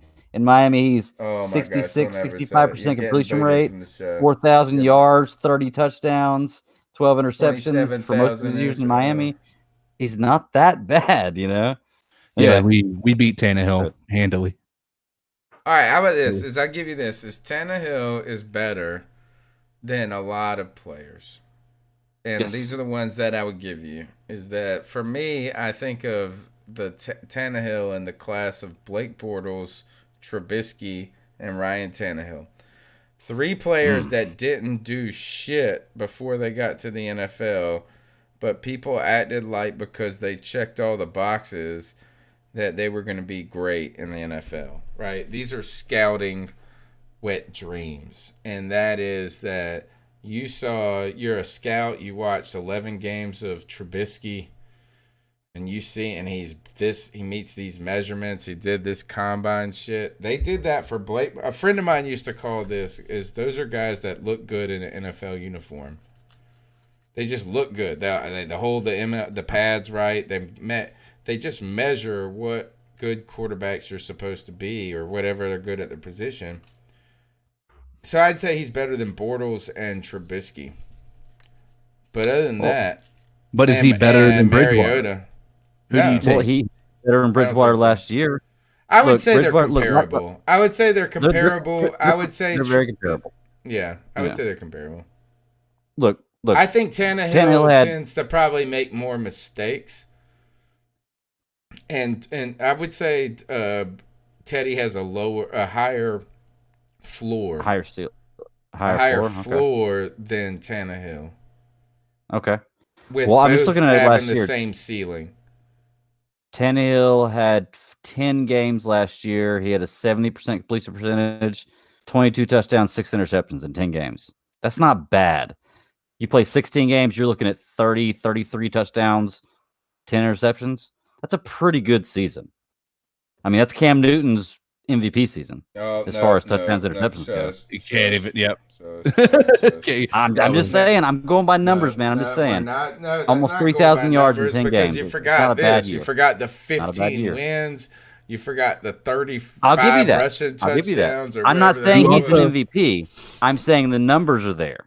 Look at Bridgewater. Bridgewater made the Pro Bowl with 14 touchdowns and 9 interceptions. I'm not going to ever say those words on this podcast again. You also remember they had a pretty decent setup with their offensive weapons as well in Tennessee. You're right, but we never discount any other player for that.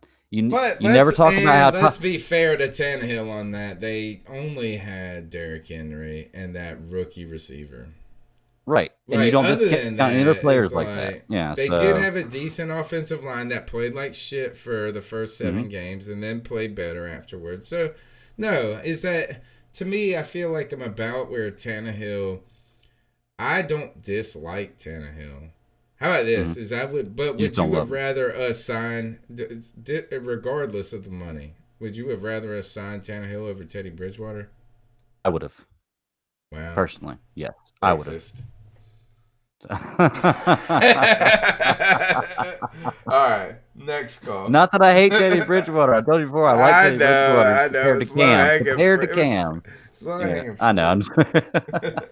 Let me make one thing clear about this whole freaking thing. Teddy Bridgewater signing a 3-year, $60 $50 million deal did not make him starting franchise quarterback for the next 12 years. Those are numbers that say he's a stopgap guy. Unless something else happens, you can cut him after a year or trade him after a year or two. It doesn't really matter. We can probably, at the end of the day, get more draft capital for a healthy Teddy Bridgewater than the injury-prone Cam Newton. Because Cam Newton being healthy is a 3-to-6 ratio, fellas. 3 winning seasons of healthy Cam Newton, 6 losing seasons of an unhealthy Cam Newton.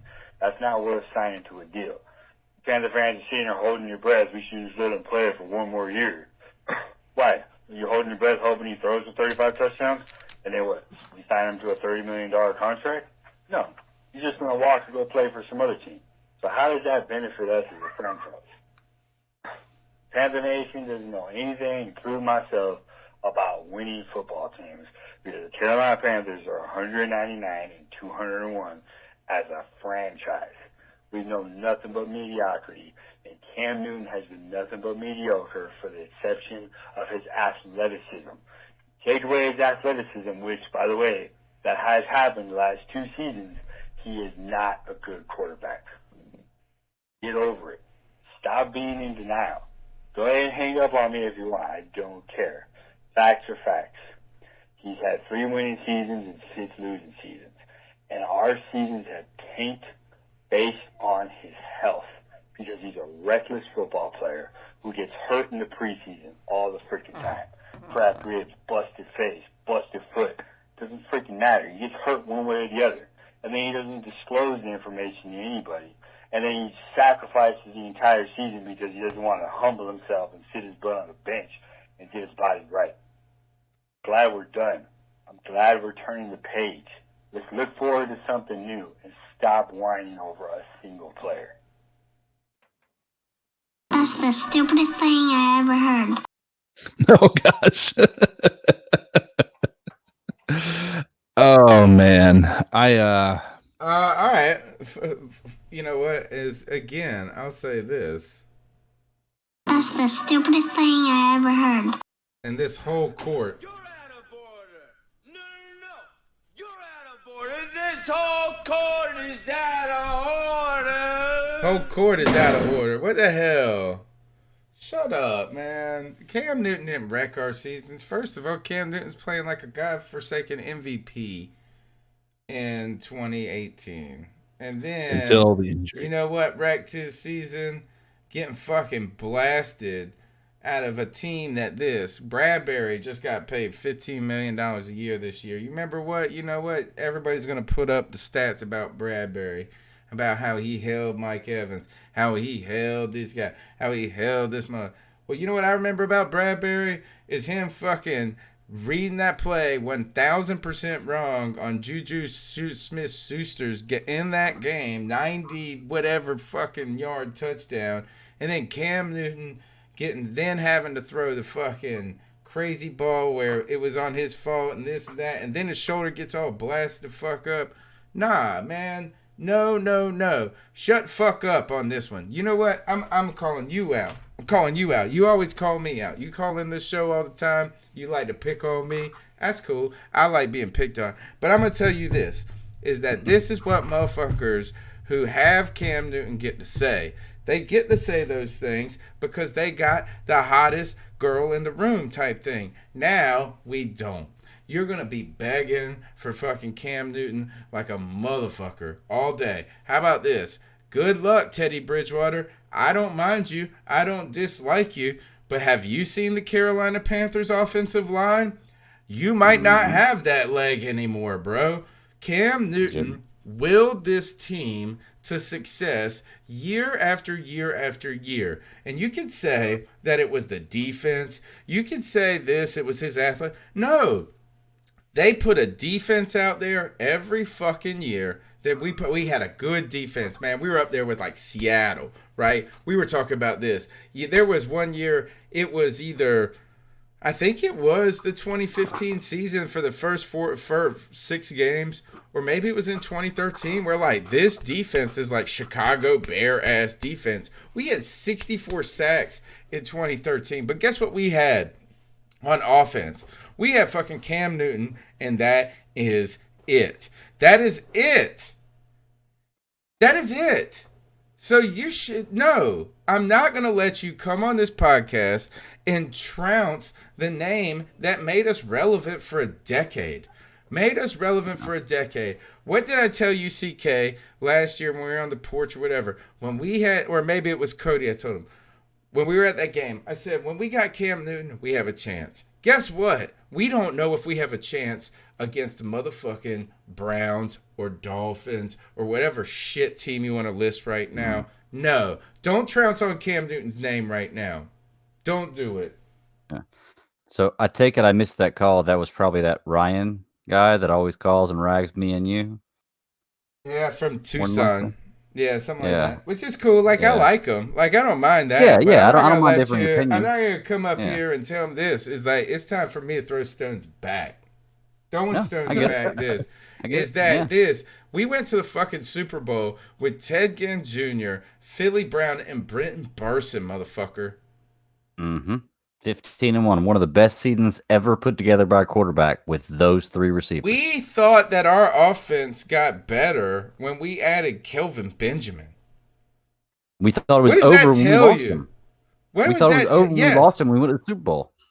You know? No, is that Cam Newton has been the only thing on this offense, and I do think that Cam Newton himself is part of the reason for Carolina's struggles. And what I mean by that is that we have you take it for granted. You take it for granted that you've got this asset. And so what we didn't do is we didn't invest in the offensive line. We didn't have to go and do these things on offense, and we cheapskated, which is fine because we had to, but we put it on this defensive plan. Okay, but you could not have done that with another quarterback. The only reason you were able to do that the entire time is because you had a dude that would get blasted in the fucking face, that would get up. Most people would have been dead by 2014. Yeah. Well, it's like I had a guy argue with me that Patrick Mahomes could have a better season than Cam Newton's 15-1 season. And I was like, yeah, but the thing is, as far as record goes, but the thing is, he didn't. He hasn't had a better season. And guess what? Cam Newton didn't have Tyreek Hill and Travis Kelce and Hardman and everybody that Patrick Mahomes has had. So I'm not knocking Patrick Mahomes. He's a great quarterback, amazing quarterback.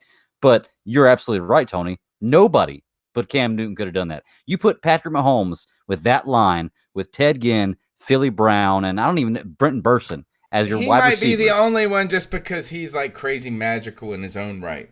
I don't even think you do with that, man. It's a different magic. He's magical because he has amazing weapons. You know, it's like Dak Prescott's so good because he's playing for the Dallas Cowboys with that offensive line, the wide receivers, and that running back. Put him somewhere else and see what happens. I want to tell Ryan from Tucson one more thing. Is a lot of this, and this is what I've tried to say, and I've been consistent. If you want to go back and watch all the old C3 Panthers podcasts or download them on iTunes, TuneIn, or Stitcher, you should. Which you should. But you should also smash the thumbs up button and subscribe because you get to see Tony get all fucking wonky on Tuesday nights like this. But I've continued and continued. I've been consistent throughout all of my I think I've been consistent. Maybe I'm not. But I've said this, is that I don't want to be in the scariest thing about not having Cam Newton is not having Cam Newton. And that is, we have had a quarterback. That has been the one thing. His health, okay, we have questions about it. All right, this and that. We have questions about our defense. We have questions about the cap, this and that. But we never questioned who the fuck our quarterback was since Cam Newton's been here. He's been he's been our wife. You know what I'm saying? Like, and this is how many marriages have ended where you're married to a wonderful, beautiful woman, right? I mean, out of your league type woman. But the mundaneness, but the mundaneness of your life over time, and then one other woman bats her eyes at you, and you're fucking in the bed or whatever you're doing with it, and you ruin something. And then 6 weeks down the road, you go, oh, my God, I ruined my entire life. Not only did I ruin my entire life, I lost the best thing that I've ever had in my life, too, over some tramp. So that is what has happened. Don't fall for it, Ryan. Don't fall for the tramp and her pretty eyes and her little bit of attention because she ain't as beautiful as your wife. I will defend Cam Newton until my dying breath, and I will provide stats galore to show you what type of a player he is. Now, you take out once again, let's go ahead and take into consideration the injuries have been an issue the past couple of years.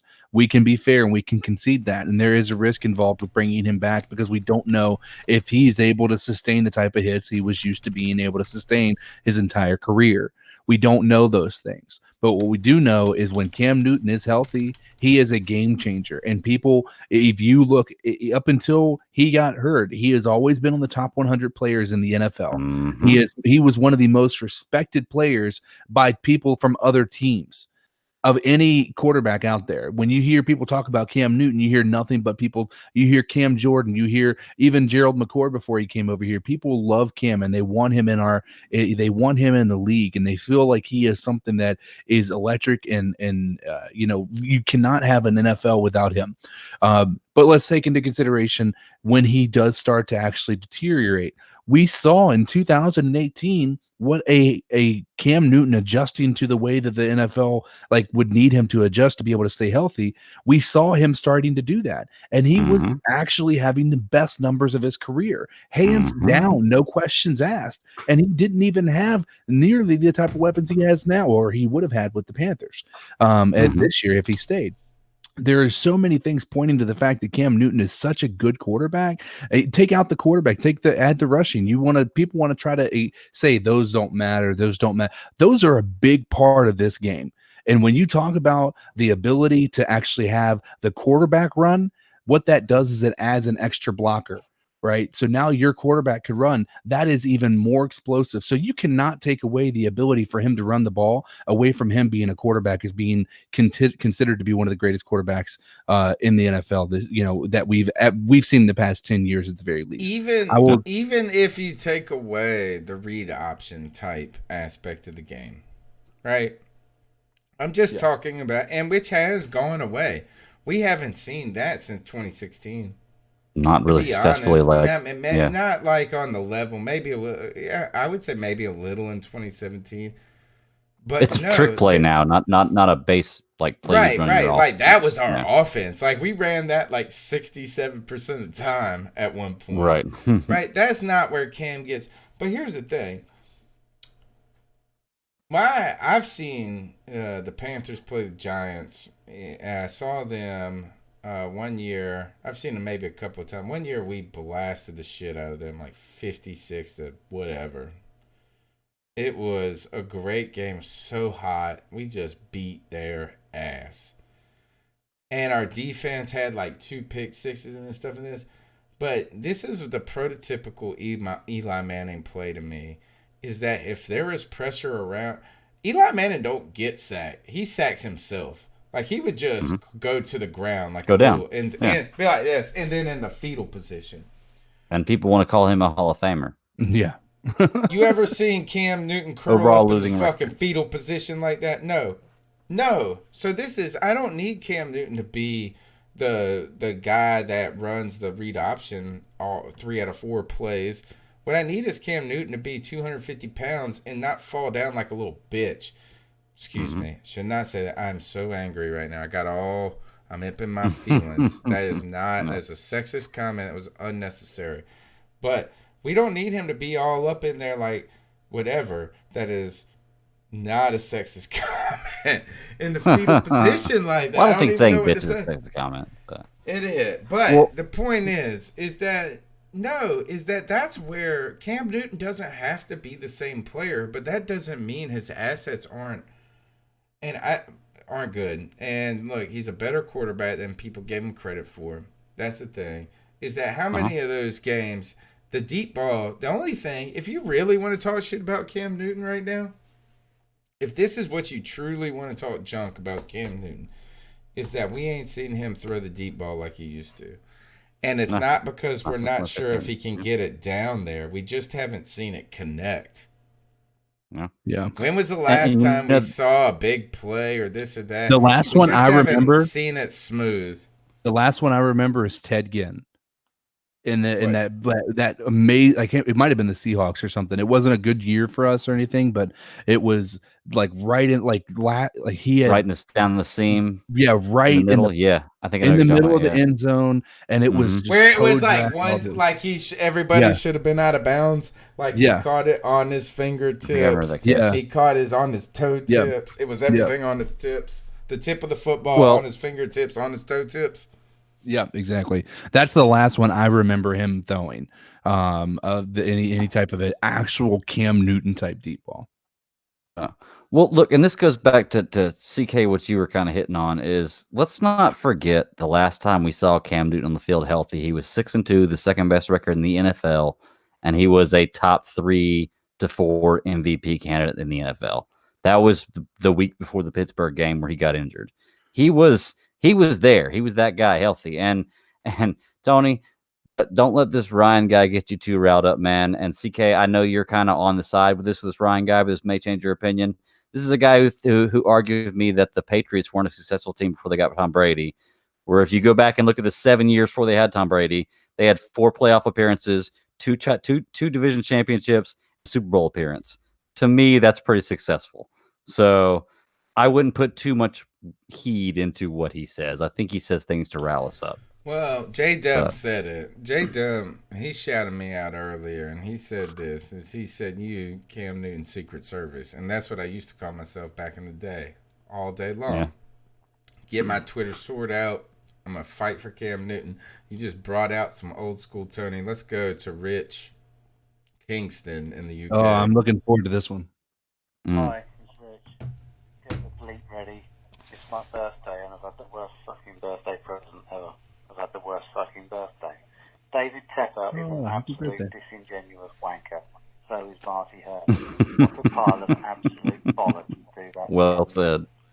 Teddy Bridgewater may be quite decent, but the way they've behaved, the fact that Cam has come out after they've said, we've mutually agreed, and it turns out, no, the Panthers have turned around and gone, see you later, Cam.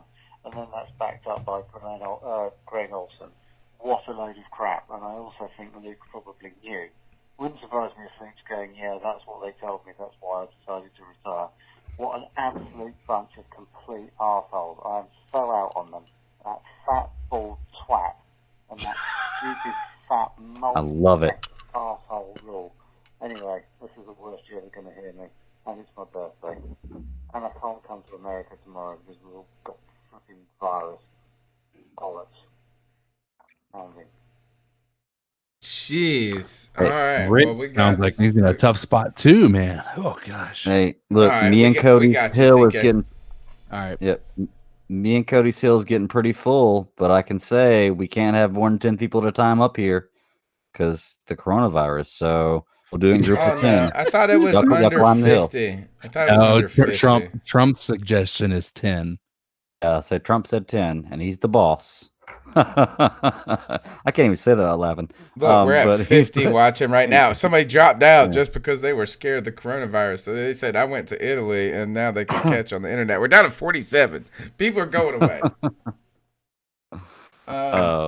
Rich is, I actually thought,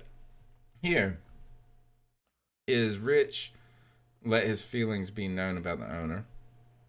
Yeah. Right? And I think that's where a lot of that was directed at, in my opinion. Mm-hmm. But I actually think he kept it together. I expected him to be like, so these Brits, when they get real angry, they almost get quieter. Like when a Brit gets serious with you, you're like, oh shit, now we got to be like, yeah, he brought the gravity, and there was gravity in that. Like there was real. And for me, I get all out of sorts. I'm yelling and screaming. I'm intimidated by that. You should watch out, David Tepper, because Rich Kingston and I in October are coming to pop your practice bubble. That's what I think we should do. I think Panther fans should unite and we should all go to the practice bubble and pop it. No, he's just going to raise ticket prices to fix it. Don't do that. Don't do that. Come on, man. Oh, Josh from Mass wants his second call. All right, I'll go back to it, Josh. I got you, bro. All right, here we go. Well. I get off the damn line, this is my last cat call, and I go on to the Twitter, and what do I see? What do I fucking see? I said he kept it together earlier. Trade Cam Newton away. We're going to sign fucking Teddy Bridgewater for the same goddamn money we're paying Cam? What the Thank fuck, you. Dave? What the Thank fuck you. are you smoking? Oh! That's the Josh from Mass, I know. I swear to God, I can't with this franchise right now. What in the fuck is this Teddy Bridgewater 3-year deal? $60 million a year? Bro! Oh my fuck. I He's just not wrong. can't right now. I just cannot with this shit right now. You have got This is why I didn't make fucking cat call kidding. earlier. I'd have sounded like this. We're not going to settle for mediocrity. I don't know. What the fuck did you just do then? Yeah. David Tepper is starting to seem like he got some fucking Joe Biden-ass dementia shit going on with him right now. This man needs to just sit back, worry about his stocks and how bad they're fucking looking, and let somebody who knows what the game of football is start making some decisions. Like Marty Hurney.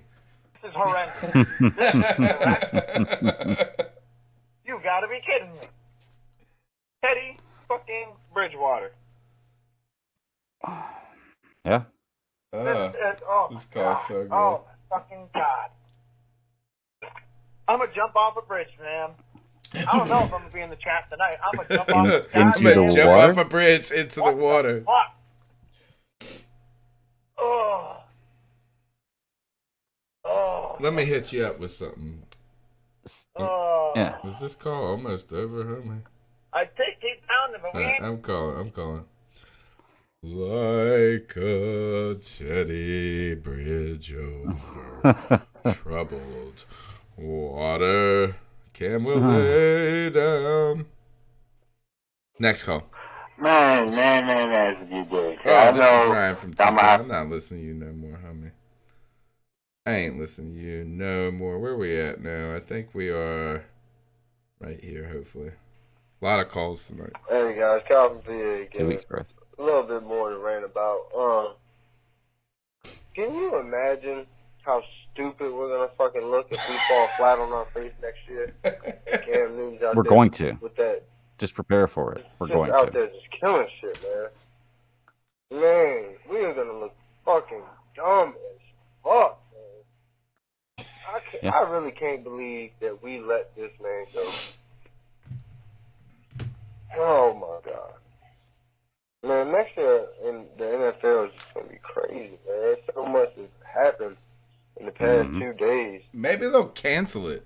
And I had really got to the point to where I did not think that Cam Newton was going to. Wouldn't that be the best case scenario for the Panthers, for them to cancel No, because then we're in the same position next year with players that haven't played in a year. MVP who led a team to a 15-1 season. But we don't have their contracts because he was hurt for a year and a half. You know why he was hurt? Because y'all refused to put any fucking line in front of this fucking man. Thank you. It's y'all's fault he's fucking hurt. And you let him go? When this man is more determined than ever? Man, I don't know, man. I hope we do good next year. I hope Cam does good. I feel like, I don't know, man. I hope Bridgewater does good, man. I don't ever want the Panthers to fail. That's my team. I'm always ride with the Panthers no matter what. But I think this going to come back and be the dumbest fucking move we ever made and will ever make. Like, Cam Newton is a once-in-a-lifetime talent. I don't give a fuck what anyone says about this man's accuracy. I done seen him do shit that other quarterbacks can't do. That people be calling them to go. And Cam Newton out here doing shit they do every night. Make it look easy. Man, this is crazy, man. I'm genuinely fucking hurt about this one. I feel you, bro. Anyway, man. I'll catch y'all on the pod tonight. All right, man. Thanks for your call, dude. We appreciate it. I also want to wish a happy belated birthday to Rich Kingston, because by this point in England, it is no longer his birthday. Right. But it was. Welcome back, CK. Let's go to the next call. I know everything is about to get lit up tonight. Nice. This is Blake. What's going on, guys? My goodness. All the crazy news. I tweeted you guys earlier and said, after all Cam has done for the Panthers, he just got thrown out the window like last night's leftovers.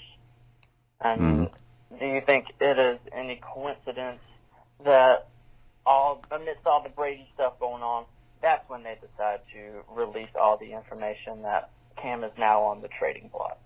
And my goodness, Marty Hurney and the Panthers are walking around like a little kid with a match, lighting the fireworks before the ball drops. I mean, any leverage that we had to trade Cam, if that was the scenario they were going to go, any leverage we had, it just pissed away because signing Bridgewater, if that's the case, you let go of all your leverage. I mean, what the heck are you doing? So, I mean, we'll be lucky to get a 4th round pick out of Cam now, or we'll have to release him. Who knows? It's extremely disappointing. Hate to see it happen. I'd love to see your guys' thoughts on it. I'm sure it's been talked about multiple times, but my word. All right, C3. Thanks. Man, thanks for your call again. All the calls right here continue to center around Cam Newton. There has been no calls mourning the loss of Colin Jones. There have been no calls that have discussed the names of this Weatherly guy or some other safety we got, because none of y'all matter. And basically, no one matters. I told you, Cam Newton's going to be the story until he's not. Family. How are y'all today? This is Carl D. I'd like to say what up to my friends, the Professor Tony, Cody. Did you hear this one, Cole? I think you heard this one already, yeah. Daddy himself, the man of the hour, and Mr. CJ. How y'all doing today? All right, next call. Let's see, is this the same one? Okay, I'm back. Oh, yeah. I see where we're at. Sorry. Panthers podcast, how y'all doing? Oh, my man, G. Yeah. Let's just cut straight to it, man. Damn, they did Cam Newton wrong. They did him wrong as shit, man. And I told you the last time I called, I said it, man. I said, don't be surprised if they don't trade away Cam Newton. I had that damn feeling, man. Now, through social media, everybody's mad at Matt Rule, and they're saying he can't be trusted, and people are mad at David Tepper and everything like that. And I know you guys are probably pissed off at his ass. You guys probably are. But at the same time, gentlemen, we have to admit this is a damn business. It's a fucking business. I just wish they would have done it a little bit damn better. Now we got Teddy Bridgewater. And I'm going to be honest with you. You guys might hate me for saying this shit, but when he was with Louisville, I wanted the Panthers to draft him as a fucking backup. I really did, man. I really, really did. So now we're going to see or when he went to the Jets. I was down with that. We said that on this show. I don't want him on the damn squad, but I'd rather have him than Kyle Allen. Amen. Yep. Yeah, I'll give you that. No disputing that. We picked up the dude from Minnesota, the defensive end, and we picked up the safety from there Cleveland, which I'd never even fucking heard of. I don't got a understand girl's why name. we couldn't get Campbell. You know what I'm saying? He went to Baltimore, and his team gave up a 5th round pick. Why we couldn't do that? I don't understand, man. So give me your thoughts on that. And before I go, man, I cannot wait to the next episode of Unmasked, man. The good point is, like that one gentleman said on the last episode, before I let you guys go, every coach that Marty Herney picked took us to the damn Super Bowl. So, hey, you never know, man. Keep pounding. Well, I'll tell you this is one thing with the Unmasked that is a little disheartening for me. I heard Roman Harper talking about this today. Is they made such a big deal of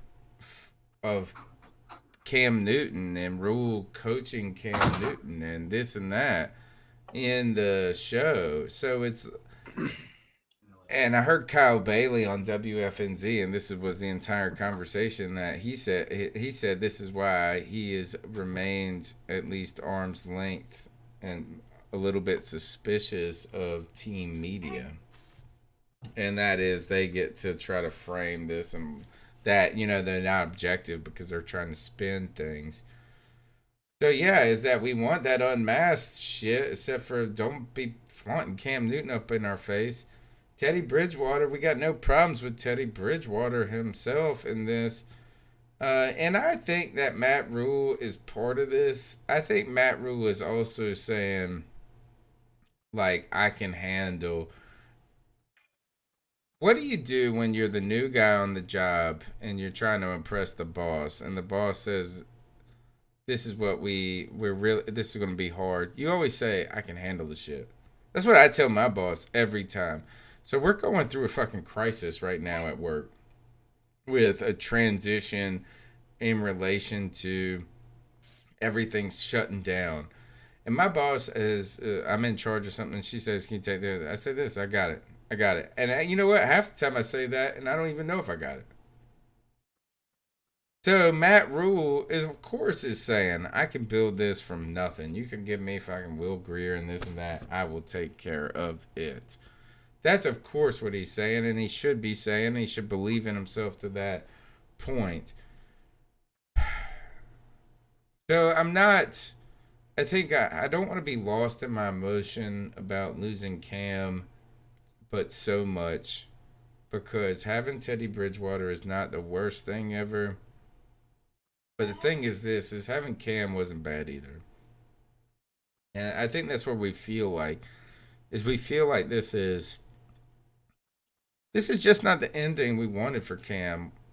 No. Or I wanted for Cam. And I didn't need him to be hoisting the Super Bowl or this and that. I didn't need him to maybe even play as a Panther for his entire career, even though I really, really wanted that. This is just not how I didn't expect it to go like this. Is the last time we saw Cam Newton in a Panther jersey, fucking assholes in the stands were booing him. So what I think is interesting as well is outside of the booing, I mean, well, let's also in a Panthers jersey, yes, but that they weren't really booing him. They were booing the end of that game. And I would say, and we didn't boo. I was with you. We were there together. Mm-hmm. We didn't boo. We were just more like kind of in dismay. But you did hear the boo birds come out. I don't think they were booing Cam Newton. They were booing the fact that we didn't give it to Cam. Yeah. Well, the part of it that we got to remember too is the Hall of Honor game. Or no, the Walter Payton Man of the Year game when he actually showed up for that. I think that might have been the Tennessee Titans game, and it cut to them, and the entire stadium erupted in just praise. I guess, yeah, that's what we gotta kind of hold on to that moment. Yeah, that's the moment. But here's the other part of it. Yeah, I don't think we would have seen this. We didn't hope that it was going to end like this. Just the specifics behind how it happened. But to be fair, this time last year, we were having this conversation of what we were going to do when it came time for us to sign Cam Newton. Do we re-sign him for the cost that it was going to do? Because he's going to be at his age. He's going to have the history of injuries and whatnot. So we've had this discussion where we already expected Cam Newton not to be a Panther in 2021 at the very least. We just didn't expect. We weren't unprepared. I don't think we were fully unprepared. Yeah. Well, I know about 3 months ago when I brought it up, everybody was unprepared. And I took a lot of hell for putting the thought out there that Cam Newton might not be our quarterback next year. Shut up. Just say it. All right, next call. Man, I just don't know what's going on with this team right now. I don't even recognize it anymore. I've been kind of... Y'all got to cover me now. Lately, but I was kind of excited to see what he could do this year. Guess we might not be able to see that after all. I will say this, though, the Teddy Bridgewater deal, I don't think he's a great quarterback, but, I mean, we're paying him $20 million a year, so that's good backup money. So, hopefully we got something else in mind for a long-term deal, but hopefully we can get someone in the draft in the next couple of years. I hear we got a crap ton of money next year that we're going to have open, so who knows? We'll see, but Panthers to the day I die, baby. Go Panthers, keep pounding. So Go Panthers, keep pounding. Yeah. So the interesting part of that is that that's good backup money. Well, that's really what Teddy Bridgewater has been, is what a backup. Outside of his first couple of seasons with the Vikings. My reason for bringing that up is now we have the question that we have to look forward to in the future. If we trade Cam Newton, let's say we trade Cam Newton to the Chargers. Well, the Chargers are now looking at Cam as their franchise, right? That's his home until he retires at that point in time. Hopefully, in their eyes, they wouldn't be trading for him otherwise. They're one spot ahead of us. Does it make sense for us to trade up to that one spot? Now, the only reason I say that is now all of a sudden we may be in play for a Justin Herbert type of player. And the reason I bring that up is I'm not saying that Teddy Bridgewater is not going to be the starter next year, but there are a lot of interesting statistics that support having a rookie quarterback sit behind a veteran quarterback for 1 year and then see how it goes. I'm interested in that idea. I'm not saying that's what's going to happen, but what do you think about that? You know something? I actually was first going to bash that. Then I sat down. I'm just kind of trying to process it now. And signing Bridgewater to a $20 million deal, which is a backup quarterback money, and the possibility of trading Cam Newton up for another rookie quarterback of Herbert or Tua or anybody that falls to us, that's actually a very plausible plan. Like that actually seems like that may be something that, if you're going to try to make sense out of what Carolina is doing right now, that you could make an argument that makes sense. Let's so for that, good. What I'm interested in finding out is if Teddy Bridgewater is going to be a similar case to this, a Nick Foles. Nick Foles did great. He was traded somewhere else. He didn't do well. He went back. He did great. He was traded somewhere else. He didn't do well. And now what happened is, or what if we trade Teddy after a year? Yeah. What if Well, Teddy that's is kinda what pretty he's good saying here. That next might be a year? possibility. Yeah, and like you were saying about having Justin Herbert, whatever his name is. Yeah, Herbert. Yeah.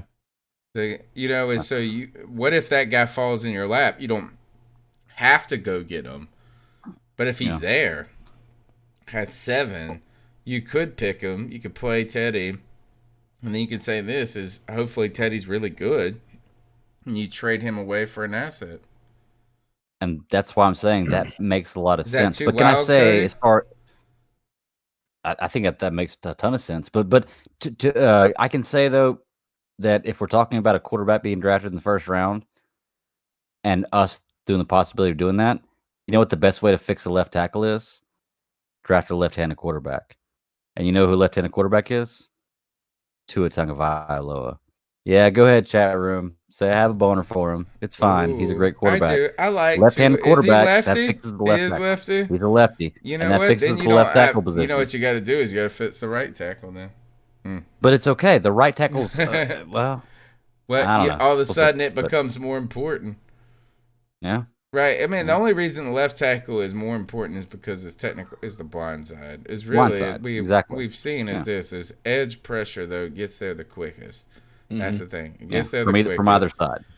Yep. So it is your strongest tackle needs to be on the blind side, not because it matters really that much, but because the quarterback, that instinct, he can't see it coming as much, and that takes half second off or whatever. No, is Tua, I think, is out of the question. Yeah, he's not. We're not going to have a chance at him. I agree, unless we trade the up. The real question is here, and maybe the real wisdom in the Teddy Bridgewater move is this. Is that you can, if a quarterback drops to you, you can pick him if you need to. You don't have to go after him. So you don't have to do it right now. Right? You can go Teddy. And then there's an opportunity. There's a second option that Teddy's actually pretty good. And then you don't have to worry about it. And then there's a third option is that then maybe if none of those two work out, then you get maybe a quarterback next year. Right. But none of these scenarios really equate to the Panthers really doing that much this year. You're basing a lot of those scenarios on a lot of hypotheticals, and they all things sound have to fall this way. Suckiness. Right. Exactly. It's a predicament. All right, let's go to the next call. The number's 252-228-5098. Hey Tony, this is Anthony. Just wanted to let you know I was so right when we were going to sign Teddy Bridgewater. I had that good feeling. Let me know what you think about that. I'm excited. Go Panthers. I'm a Panther fanatic. Panthers to the day I drop. Go Panthers. Man, well, you know what? We needed a fan like that tonight. Yeah. That's what we needed. We need a fan like that because it's tough being that hardcore right now. I tell you that. And I agree, man. Good for you, Anthony. That's why he's got a good, strong name. Yeah, he's got good, strong name, good, strong person, good, strong character right there. Loves his team. Look, we're gonna keep doing this podcast. No, I mean it's not like we're gonna abandon it or whatever. But the fear is for me is I would in the podcasting world, ironically, is being bad is almost as being as good as being really as good. Like you know what the worst thing the worst thing for this podcast probably for listeners and growth would be is 8-8. Yeah. Yeah, that's I could see that because, bad news brings people. We see that after the 49ers loss, after the Atlanta loss, after the Pittsburgh loss last year. Yeah, biggest shows ever. Yeah, I mean, was when we lost to Pittsburgh in 2018. That shit was pop. Like we hit 100. We never had done anything like that live. Yep. So I want to look at it as positively as I can, because living in this, I guess, mass hysterical world. Yeah, of depression and everything that is constantly just the anxiety that is already just falling on our shoulders with the as you said, hysteria around the viruses, the way the economy is collapsing because of it. I went to Italy and I am home and healthy. I mean, we can. Here's the part. I will agree with you wholeheartedly. We can have that conversation, and I think we're at the same time. But my what I want to try to point out is at least we have an answer, right? At least it's not a situation it's not where Cam. That's our answer. Yeah, it's not Cam. Yeah, it's not Cam. We know it's not, and we know that. Now we don't have to worry about these articles. Is Cam Newton getting traded? Having these articles out there and not knowing that what's going to happen with Cam Newton is like having a girl who's texting you. Maybe she's flirting. You don't really know, but you just constantly are being strung along with It's also distracting you from work. Yeah, like you should be at work and you're sitting here worried about this girl. Yeah. And so they call it sprung, right? Or when I was growing up, they call it sprung. Yeah. I would rather know if you don't like me, tell me right now. I want to put my energies elsewhere. And right now, that's how I got to this point. That's why I was so frustrated with every article. I'm like, until somebody says source, I'm not believing it. And then this all drops certainly. But it's now that it's done, we can move on. It is as painful as it is right now. Do you think those articles truly had any more credibility now? No, they really. I don't think they do. I think that a lot of people are going to say that this was out there and we should have known this and that, and I think that's bullshit. I think so too. I think until the past week, I think the Panthers probably intended on keeping Cam until this past week. Or they didn't know. How about that? Let's just say this, is they didn't really know exactly. They hadn't decided yet, but they had not decided to trade him either. I think that's more believable than saying that until this week they didn't feel like that they wanted to get rid of him, because I feel like they were leaving their options open. I agree with that. It's like I said, they I pointed out the things psychologically he was saying. You overcompensate for one thing, you only say another thing one time. You're covering something up, and not necessarily covering something up, but you're covering all bases. So that way, when it comes down to it, you can't be blamed. You can say, "Well, I said this in the beginning," even though that's very all open. Of the other, all of this is noise. Yeah. We should have known right away, and we did know. Cody, he's not here tonight. Cody Lashley was saying this and all of this. So it's not like this was completely blindsided us, right? But my thing is this, is we really knew this was a real possibility. When the Panthers didn't just come out from the very beginning and say, like, nah. Like, we're like what the Lions did with Matt Stafford. There was one rumor all of a sudden about the Lions trading Matt Stafford, and they said, no, he's our starting quarterback. We got no other plans. Squash that shit. They squashed it. And even if they had the plan, but you know what? The Panthers never did that. They never just came out and said, and that was really what we should have known from the beginning, was that their silence was enough to tell us that was real. No. And the thing is, Tony, is I don't think that like fooling us is one thing. We're the fans. We only know so much. I We truly know as think that much as Cam they Newton. know. Shut up. We know everything. They No, we listen to don't. us, We dude. don't. We don't know. They I listen to guarantee you, this between show. what's going on between Cam Newton and Dave Tepper. I guarantee you, the two of them know more than we do.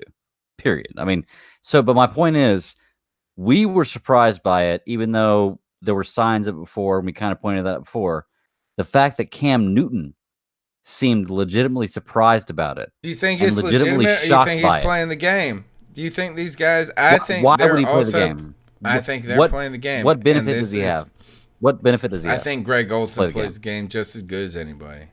But what benefit do they have to play the game? They get what does the that get them? people's. They become populist, man. They're already popular. They're already popular, man. They become like the mass. Like we saw Thomas Davis do this. We saw Greg Olson do it, and they were able to generate that. Do you remember when Dave Gettleman said, like, I'm not gonna let emotions dictate this shit? And then he was ready to play hardball with Thomas Davis and Greg Olson. And then they went on their PR campaign to the people. And we were like, man, we ain't asked. We just asking for what we're due, this and that. saying And the they're looking people for were like, we clout. love them, we love them, we love them. Look, I'm not going to say that the Panthers were just, like, clean and transparent in all of this. But I'm also not naive enough to know that Cam Newton was not trying to spin the shit his way, too. He did that at the Super Bowl. You're right. That's a He good point. did He that. very well may And have. even He his very well may post. have, Gary. And that's what you do. You go to the people and you know that there's mugs like me. There's mugs like me that say, look, there's a guy that's been on the internet for the last 7 years saying he's gay for Cam. He knows there's people like me out there. Yeah, you're right. I can't argue that point because I have to, when it comes down to the bedrock of the problem, it's based on what I feel. He's not just the stooge. But You're right. I'm not You're saying right. he didn't get played either. So let me ask you guys a question. Do you guys take any actual? I guess, do you put any stock in the idea of the Wonderlic score having any indication on a quarterback success? Yeah, I would say quarterback do you success. say any? Was your word any? Do you put any stock in that? Yeah. Yeah, I would put some stock in it. Okay. Not all Do you stock, mean in but his some. performance? Do you mean in the performance or how people look at him? Both. Let's. Would you? Let me ask you this. I'm going to ask you a question. I'm going to answer your question with a question. Is that if I told you a quarterback couldn't read, would you put any stock in that? That'd be a hard thing to overcome, I feel like. Right. So I mean, I'm not saying the Wonderlic score should dictate it, but like if your score is it's not determinate, but it may be indicative. Yeah. So my only reason I bring that up is a lot of people want to point out Cam Newton's 21 was not very good, and all that stuff. Teddy Bridgewater had a lower Wonderlic score than Cam Newton by 1. He was 20. Cam Newton was 21. So I was really thinking I was going to look at this list and see Teddy Bridgewater up there high on the list, but I was surprised to find out that was not the case. Anyway, sorry. Tom I would Brady had say a 33. I'm less impressed by 33. I'm less impressed by super smart ones and more concerned by really low ones. To be fair, if you look at that list, Teddy Bridgewater is 1, 2, 3, 4, 5, 6, 7, bottom 7. But to put that into perspective, the bottom 7 are Teddy Bridgewater, Mike Vick, Terry Bradshaw, Dan Marino, Donovan McNabb, Jim Kelly, and then Vince Young. Exactly. And now I went from not putting some stock in it to none. Yeah. The only reason I put stock in the Wonderlic score is because of Maurice Claiborne, who I thought we should have picked that year in 2012 at whatever. The Dallas Cowboys picked him at 7. I was so pissed. I thought he would have been great for the Panthers. And then we picked Luke Kuechly. And then I learned. I was so pissed too. I was so pissed when we drafted him. Claiborne had a 4 on the Wonderlic, and I was so happy we got Luke Kuechly in the long run. Yeah, in the long run, I was too. Well, the thing is, like, CK, going back to your question. I wanted that guy like I wanted Bradley Roby in 2014. Well, going back to your question, CK, like, I think that with the Wonderlic score, it does not, in the overall scheme of things, no, it does not determine how good a player is going to be, but does it affect the way he's looked at by coaches and like people are going to draft him? Absolutely. I think it's and rightfully people so. Look at him as a fan. I think people look at them differently. And rightfully so, because you got to look at those analytics. And even though if you're dumb enough though as a don't apply to coach, everybody. If you're dumb enough as a coach to only base it on that, it's just one piece of evidence. Right. You can't base it only on graduate school. When I went to graduate school, I took the GRE, the graduate entrance exam, and so I hated I have trouble studying. I was not ever a good student until I went to graduate school. Like, I mean, I just tried to get by in so many ways. So, and I tried to base it on what I thought was a natural kind of, natural intellectual athleticism, which wasn't there. So anyway, I had this opinion that studying for these standardized tests was kind of fruitless. And in some ways it is for the GRE. The GRE is like the weirdest test. But, so I'll go and buy this book, this is before the internet is like just kicking off and stuff. So you got to go to the Barnes & Noble and buy the book and this. So I buy the book and I'm like, I'm trying to flip that. I studied through the math a little bit. Like I studied for like 2 days before the test. But I took these practice tests that came with it. They would give you the disc and you take this practice test. And I was crushing it, man. I was like this, 12, 11, 70, this and that, like scores that get you into Carolina, I was like, I got this. I feel good. I studied the math. And went in there and I got a 10-20 on it. I went and took it. And like and the GRE is they hit you, especially on the language side, like they're weighted scores. So if you get one, it's better to get answers right in a row rather than getting every other one right, because they get harder and harder. You know what I'm saying? Like, it's this like mathematical formula. So I scored this 10-20, which is about like 150 points or almost 200 points less than I was scoring on the practice test. And so I went to graduate school. I got this letter of recommendation. First, I would like to point out this. I finished with a 4.0. I was not the smartest kid. I was not the most ready in graduate school at the time. I worked my ass off to overcome kids that were way more advanced. They came in from Duke, Penn State, you know what I'm saying, all over these places. Little kid from Winterville that's just going to ECU and all this stuff. And so I was not the top of my class when it came to, like, just giftedness, athleticism. So I remember I did finish with a 4.0. I wrote my thesis. I finished before everybody. I was the first person to graduate my class. Just blue-collared it. But my recommendation letter from one of my professors was, he said this, despite it was something to the effect of like, despite his GRE score, I know this kid is a sharp kid. Like, you know what I'm saying? Like he said, this score isn't the best, but I don't think so I'm not ready to go and say that a 20 on a Wonderlic all of a sudden tells me who you are. Right. 100%, yeah. But it should be something you take into consideration. To all of us.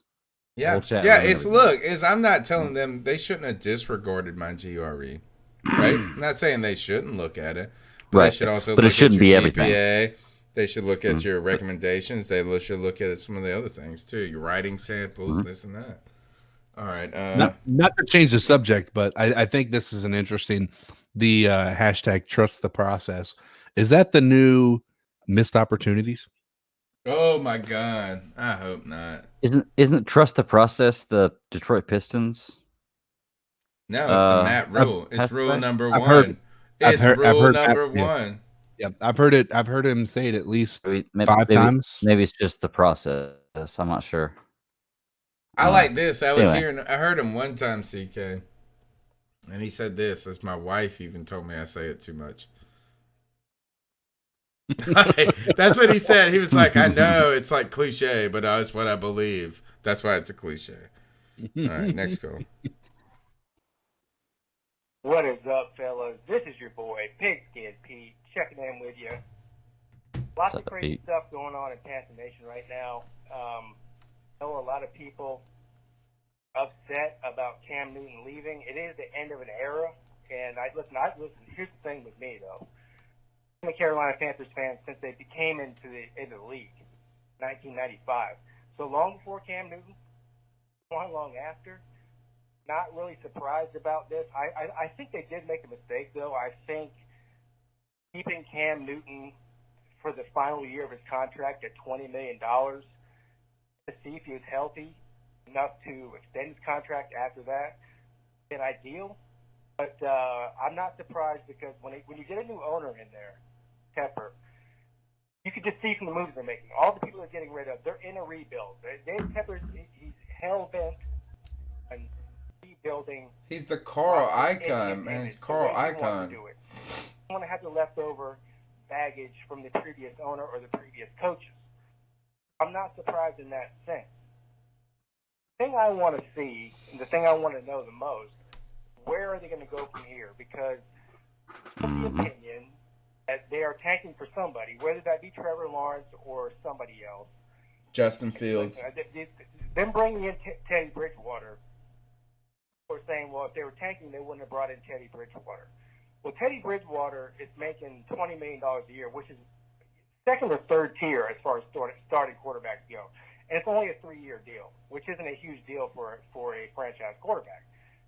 Tells me he is a bridge, like you say in the title of your video here, he is a bridge. What they're doing next. Now, what are they doing next? Have to find out. Anyway, enjoy the show, Could have guys. done that with Cam. Panther Nation does. Keep your chin up. The end of the world. We'll see. Listen, before you hate on Tepper, see what he does before you hate on him. It's way too early to say what they're doing is wrong. Keep pounding. And Pete, check it out. Real quick, Tony, while I agree with him that it's easy, it's you got to look at it as too early to say what Tepper's doing is wrong. You can look at it right now and say they could have done the same exact thing with Cam for actually a cheaper price, more than likely, or at least relatively the same price, and been in a better position at the end of next year where they're not locked into a 2-year contract and have to trade that away or eat that money. Like it just doesn't. I think it that does argument make, for me here, doesn't make any sense. I think what the problem with the move today, and the calls have done a good job. I think Pigskin Pete did it there, and I think people have done it earlier. Whether it be Ryan from Tucson hating on Cam like a crazy motherfucker, or somebody else that talking about asking questions about Teddy Bridgewater, is on one hand the Teddy Bridgewater addition makes a lot of sense and works. CK saying this earlier, like on its own, it's not that bad. It's just the Cam Newton part is hard. It's hard for us as a fan base. It's hard for us to understand. And I know it is. Look, I understand I'm being emotional. I understand that I'm going to hold on to this mug like crazy. And I'm not going to even be one of those dudes that says I'm ride or die with Carolina forever. I am. You know what I'm saying? Like, I will. But I'm not right now just jumping up in joy trying to celebrate my fandom at this moment. Like, I'm in a moment. I'm in my feelings. I'm in my feelings when it comes from Cam Newton, and he's my dude. And the thing is, and this is the hard part for us, and it might be like people can say it's a business. They can say this. The Teddy Bridgewater makes sense. It does in so many ways. The Joe Brady connection, but here at the end of the fucking day, if we were picking teams and my ass was in my backyard and I got my questions about this and that, I'm picking Cam Newton be on my fucking team, man. Like, Cam, get over here, bro. 100%. Carry my ass. Carry my ass. Well, look, here's my thing is I feel like if it was a situation where we had Will Greer and Kyle Allen and we signed Bridgewater, I'm ecstatic. Yeah. I love it. Oh, I'm jumping fucking over the moon. Love it. Jumping over the moon. But if we have Cam Newton, I know, and we sign Bridgewater to replace him, that changes the whole situation up for me. So I'm not knocking Bridgewater. I think he's a good quarterback. But in this situation, it doesn't work for me. Good, CK.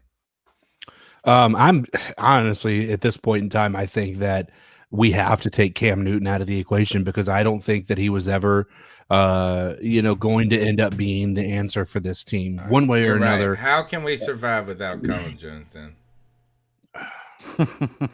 We picked up Trey Bolton. I feel like we signed what's his face from the Jets. Yeah, we signed what's his face from the Jets. Justin Burris, and it's spelled like girl name. And that guy from the Vikings, I can't remember his name. Steven Weatherly. I'm actually not. I can't remember him. I'm actually a little high on that one myself. Yeah, I'm not. Yeah, we get him $12.5 million. He has like 40 tackles in his career. It's a good call. But he was playing behind Everson Griffin and Danielle Hunter as well, though. He was playing behind them because he wasn't as good as them. No, but because they're they were also awesome. But if you actually look at his tape and you actually see what he did with his limited snaps, it's not a bad. But $12 million over 2 years for a defensive end that's like getting paid $15 an hour. If he works out, then that's great, and I'm not gonna knock that because I don't know that much about him. It's not gonna hurt us. Yeah, I get that. $4 million, $6 million a year in the NFL is like you working it's $17.50 an hour. My only thing is like the same things that the Viking players and coaches and the media are saying about Stephen Weatherly. They were saying about Russell, what's his face from Tampa Bay when we signed him, and all these other players. Yeah. Well, and all these other players too that we continue to say are going to be good that aren't. Haynes to this, and let's not. I'm tired of this. I'm tired of Muggs acting like all of a sudden like this Weatherly guys all of a sudden staying like we got all these assets with Burns and Miller and this and that. Man, no, we got Brian Burns. That's it. That's what we said last year too, and you see what happened. I'm not ready for that. Any other points before we go next call? Nope. I'm good. We're good. Well, I get done making a cat call, come back to the podcast, and y'all are talking about Jameis Winston. As you guys know, I'm blind. Oh, wait. Hold on. Here's his first call. Sorry. Guys, I gotta put this in perspective for you. Anyone dumb enough to put ketchup on a steak like David Tepper Ooh. Get him. is dumb enough Get to him. trade Cam Newton or let him go. I agree. Whatever the hell he did. But quite frankly, I have a culinary I don't degree. care, I agree. because he doesn't care about us. Matter of fact, he doesn't care about the fact that steaks are high quality pieces of meat and you don't put ketchup on them. Just don't do that. It's like eating a Teddy salad. Bridgewater is a steak with ketchup, and Cam Newton is a real steak. Yeah, so David Tepper doesn't give a shit about anything. I mean, He doesn't have to be our friend. That guy at this point. You think he gives a damn if us fans are happy? Clearly not. Right. He doesn't have to be our friends. I'm also not going to be like G Baby and just like, as Cody says, throw the baby out with the bathwater. Because, Teddy Bridgewater under Matt Rule and Joe Brady with Christian McCaffrey, DJ Moore, and Curtis Samuel. It could be good. Yeah, I don't think that sounds too bad. But Cam Newton sounded good with that formula too. Yeah, Cam Newton sounds better with that. built Yep. any talent around that guy. Ran him into the ground. And Get him. Get him, now we see Joey. the results of it. This And, is actually Joe. I saw a Look, pick for today. Tony, me. for not making sure he had the show lined up before going to Italy, and this whole world all but collapses when the C3 Panthers I get podcast that. does not show up that week. And always remember, pounding now more than ever. Yeah, Matt, look, that's call of the night. It's call of the night right there. Here, I'll get you with this. Get you with the pause. No, is that I agree with that. And CK, you've been kind of saying this for a couple of weeks. Is Mugs be listening to podcasts, and I don't really think that, but if they are, they should be, because we are on a lot of this stuff, and and the people are calling in are on a lot of it, and I think Joey brings up some tremendous points right there. Is that when you put Teddy Bridgewater and you say this and these names around it, Joe Brady, this and that, it doesn't sound that bad. But neither did Cam Newton sound that bad in that context. CK, you wrote something in the chat room that brought this up. Is we have been 2 hours and 40 minutes into the conversation, and we've only talked about one thing: Cam Newton, Teddy Bridgewater, the changes. At one point, I did try to sneak in Russell Okung's name. But overall than that is that this show has been this. But on top of that is our chat room. Do you think, was Carolyn Can leaving the Panthers for the Indianapolis Colts and her husband, did she soften us up for the Cam news? Or was the Cam news so devastating you forgot that half of our chat room who was overly infatuated with her? Overly. Telling you, man. Y'all are just way into that, head over heels for it. But just so you guys know, just remember, how'd it happen? That's Cody's wife, Caroline Can, and notice Cody's not here. So yeah, he moved to Indy. Yep, he's moving to Indy with Caroline Can. They're gonna enjoy now. It makes me question a few things. And Max gone too. Yeah, that part is interesting to me because he's going into corporate communications, which is he's weird. about to make money. That's the thing. He's about to make money. He's about to get paid. But so you see it happen with Brian Strickland last year. He got fired for whatever reason. And now you see Max gone, and then Caroline Can leaves. Is this indicative of the management that's happening over there? I mean, do you feel like that's it? I mean, I know it seems like Caroline Kane has a good reason. She's going to be going back home to start her life with her fiance. I wondered the same thing. I'm going to say no. I'm going to say no because I think that Max is a young guy. First of all, dude's probably like your age, like 30, 31 or whatever. And he hit a part in his career that he was, it seemed like the Panthers media was about to take some steps forward, but they really haven't done a ton. I've actually been kind of disappointed with their media. I thought they were making because it was. Yeah, they were making strides. It felt like, and then it just kind of plateaued a little bit. Yeah. Well, it just felt like they were. They went from actually trying to report stuff to being very censored, almost in my opinion. They were like last to the party on a lot of things. It felt like. And it became a little sanitary. Yeah. Isn't that the way everything is, though? Is they're so censored now because they're afraid of offending anybody because everybody's so for lack of better words, goddamn sensitive about every damn thing. What I mean by that is it felt like they were very unwilling to report on the things that David Tepper didn't want them to report on or something crazy like that. That's where the management, that's where my thought went. I thought that bringing Tepper in would put us past that. That's what I was thinking. I thought we were about to hit, thought we were going to hit a point where I kind of was, and I have a crazy idea. And my crazy idea is that the team should try to own media like us even. And not control us, but own it. Yeah. Look, we're going to be Carolina Panther fans no matter what. Look, you've heard the calls, this and that. We're pissed. Yes, but we're going to go to games in 10 years. I'm going to take my kids to games. I'm going to do this podcast. So if I'm talking shit about the Carolina Panthers and their management and their structure, it doesn't mean I'm not valuable to their industry and their as an asset. And so I have this wild idea that maybe like a podcast like ours should be owned by the Carolina Panthers, not Well, controlled, but where they can pivot their influence, A, to make it bigger, but B, to continue to embrace like alternative stories to the corporate message. But I think it's too risky.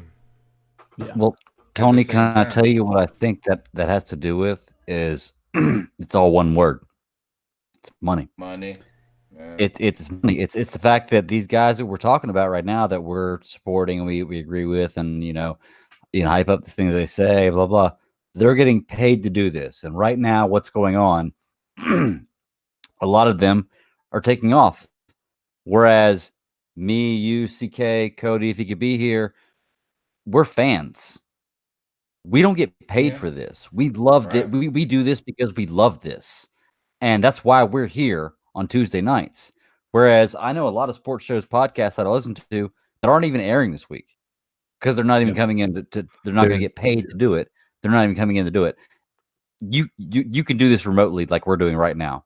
If you're a professional podcast, like a Fox Sports podcast, you can broadcast from your home. Half just of like we them are are right now. like that We're anyway. passionate about it. You know, Huh? half of them are like that anyway, where they're not in a studio. You know, one of the biggest shows in all of America, and I actually like a lot, is Clay Travis's show. You know, it's like, and you can tell half of those dudes live on the West Coast. They got direct lines. You know, because you can sometimes feel those breaks of where they're not video conferencing and someone's asleep and they ask them. No, so all that's possible too. You're exactly right. And that's why I kind of think it's a difference between owning and controlling. You know, what if the Carolina Panthers just allowed us access to their audience, and they were able to monetize it and somehow paid us to just be objective. Not objective. We're not objective. But there would be You know? some form of control that comes with that. Yeah. It wouldn't be a matter of we could do this show like we do it. If we represented them in any kind of way, I work for the government, dude. Yeah, you're right. You do You're too. right. It's You do too. actually unreasonable. You're right. It's unreasonable in that if you're right. Happen, so. It would just be cool, I think, to have some sort of company that was ballsy enough to own a media that did not have to be 100% cucky about the whatever. Like, That's wouldn't what it be Netflix did. okay? That's what Netflix did with cable, and that's why they were so successful. It's Like, exactly wouldn't it how be that okay? happened. Like, why is it so wrong for somebody who works in the building under the Carolina Panthers branch to say Marty Hurney's fucking made a dumb move? Why is that so wrong? Well, it's the same reason you wouldn't go into your university at some kind of meeting where you have higher ups and say that your dean is a dumbass. I talk shit about my. But you wouldn't say that at some kind of meeting that mattered. You wouldn't say you're a dumbass, Well, I dean, been in a right? lot of trouble. You're right. You're right. All I know I let's wouldn't go want now. postmaster, but I want to Let's see. Did we sometimes. hear this call? Guys, I gotta put this in perspective for you. All right. Here's part two. So I get done making a cat call, come back to the podcast, and y'all are talking about Jameis Winston. As you guys know, I'm blind. And yes, So is I James can Winston. see the field better than Jameis Winston. So, yeah, there are my thoughts on him. Oh, and it's actually quite funny because Bruce Arians actually, didn't he say something like, yeah, Duke can't even see in front of him. But then he comes and says something like, I got LASIK surgery or whatever, which apparently visually impaired people can play football. Yeah, I've never seen a visually impaired football league or heard of one or played in one. but We should get that started up for you, Joey. you don't want me to be an offensive lineman because my physique sucks. Hold on. I'm really interested in this. Dude, somebody, hold on. I gotta give him credit. Pete Thomas in the chat room said, did Damiere Byrd go to the Patriots? Patriots agree. Damiere Byrd is going to the Patriots, dude. God bless you. Connection to Except for Cam. this, poor fucking Damiere Byrd leaves the Cardinals when they're getting better and joins the Patriots when they're getting worse. He'll be a special No, teamer. dude. He's leaving the Cardinals when they're getting a receiver that's going to take receptions away from him, and goes to a franchise that might sign a quarterback that he had success with. Good for Damiere Byrd. I say, Baby, you know, I love Baby Bird more than anything. He's like actually maybe my top 5 Panther ever. All right. I have an Ice Up nominee, let's do it. and that is G Baby. Oh no, G Baby. That is. I thought we were gonna celebrate G He Baby. said he's been a Panthers fan for 15 years, which means he a little less than half time, or a little was more than there half for the time. Yeah, Jimmy That's Clausen all right. days. G Baby's only 20 years all right. old, Yeah, bro. there's nothing wrong with it. Exactly. Probably 17. That is so funny. So, the G Baby, Ice Up, son. All right, next call.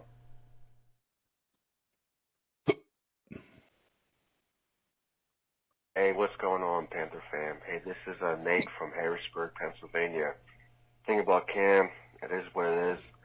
I'm talking about the draft. My thing is that, my opinion, if Isaiah Simmons isn't there at 7, I say just keep trading back till he gets some good second round, third round picks and just get some nice defensive pieces. That's my opinion. What you guys think? Keep pounding. God bless you all. Peace. Yeah, man, thank you for your call. Is that right now it's you know, you kind of we balance this. I feel like we talk about this every week. I mean, you know who we need is Cody here for this. Yep. But it's kind of you're weighing this. There's two things you weigh. And that is the value of getting a top 10 pick. And maybe top 10 is too whatever, this top elite pick, right? We've seen what these players can do for a team. On the one hand, you get a Cam Newton. On the other hand, you get a Christian McCaffrey. You know, that's that top 10. These are the best of the best. It doesn't matter what their position are. Right. I think he was 12. He was like 8th, I think, wasn't he? Really? I thought he was 12th. But either way, you know what I'm saying? Like, who cares? Who cares if it's top 12 or top 8 or top 10? Right. There's this point where there's this certain class of players in every draft who are super elite. They might not go in the top 10, but that's what you think they should or wherever. So that on one hand is that one player enough to outweigh the multitude of opportunity you get with trading back? And I think that's what you continue to balance as a GM over and over. Do you get a guy that you know or you hope you think is going to be a difference maker from day one? Or do you bet on these kind of side bets? It's almost like playing roulette, and, you know, do you bet the field? Do you play the safe one? You know, do you play the hard eights or whatever? At this point, I don't think trading back is first, we don't see it a lot. We just don't see it a lot. I promise you this. You don't see it. Everybody talks about it every year. We don't see a lot of teams doing it. But if there's a time to do it, I think it's now. Well, you know, Tony, I think that, and based on what this caller was saying, and based on you know, what I can defend for Cody while he's not here, is it depends on where it falls to. Because if there is a player like Isaiah Simmons, there are certain players that are just going to change the game instantly wherever they're at. And like, I was looking for the stat that Cody sent us in our group chat about how Isaiah Simmons has affected or played so many different positions, so many different plays. And I think it comes down to if it's a player like that available. And he was saying if Isaiah Simmons is not available, do we trade back? Yeah. With There's that like call, a precipice where you say, okay, now he's not there. Now it's time to think about trading right. back. And to that point, I kind of agree. If Isaiah Simmons is available at 7, if we stay at 7 and he's there, you've got to take him. You absolutely have to take him. I think you have to know what that point is, right? You just have to know what the point of no return is. Right. And maybe it's him. That might be a good one to think about. I think that's the guy. And I think that if you get to 7 and that guy, and you know what? Maybe for me, it's Isaiah Simmons. For the Panthers, they're more in depth in what's going on. They know more of what they want to do in the future. So, but let's just say it's Thomas or Okuda. Let's say Okuda. Okuda's there at 7. That's the guy the Panthers have rated all day. That Isaiah Simmons is. You got to take that guy. I have a feeling this. And then if that guy's not there, you trade back, in my opinion. I hope. I'm a little worried. Just hope that we're not Matt Rule like a more charismatic version of Chip Kelly. So you're thinking they're going to draft like Jared Jeudy at number 7 or something like that? No, it's that like I think that Chip Kelly would be the kind of guy that would be like this. I'm going to draft 7 second rounders. You can go the other way. Yeah, and I don't know. And I'm not saying I want to put my faith in Matt Rule, but there is a point where I want to put that. But like Chip Kelly believed also that his rhythm and his system could outgame everything, and it didn't work. So you know what I'm saying? Like as he tried to do. Chip Kelly was trying to do what all the Twitter draft nerds do now all day long, and that is like composite scores and this and that, and we're going to take 5. We're going to get 5 extra offensive snaps and this and that. And it just doesn't always work with the NFL. And I'm not saying that it can't work. I just wonder. But there's no guarantee. If there is a moment, if Matt Rule is what people say he is, this is a guy that would be comfortable with trading back. Possibly, yeah. Like if the guy he wants is not there at 7, he would say this, I don't need the top 10 guy. I'll get 3 top 40 guys and make them top 10 guys. I think that's what he's saying right now. It's betting on yourself. It's a very, very risky bet, but you know what, man? No risk it, no biscuit. So I mean, I can't get mad at him for that until I see the result. If we don't move on from this call, we don't ever finish the show. Come on, are they all played?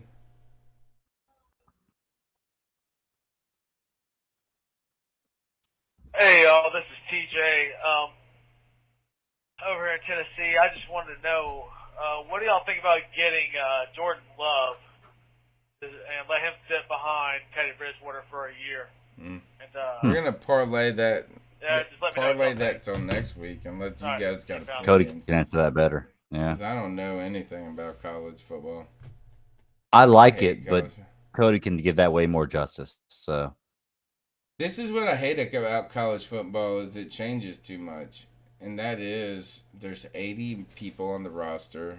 And think about this: we're not gonna know anybody on the Panthers team next year. No. Except for Brian Burns. We're going to know like DJ 4 Moore, or 5 people. Yeah. We know 4 or 5 people. Yeah, exactly. You just Very named them all. You just named them all. Other than Christian McCaffrey, I named him pretty much all. Yeah, that's it. Christian McCaffrey, Brian Burns. But like, this is what I can't. With college, it just turns over so quickly. I can't get to know people. It's already hard enough to get to know people. Trey Boston. Yeah. That's it. You know everybody. Jackson. Ian Thomas. We're all gonna Eric Reed.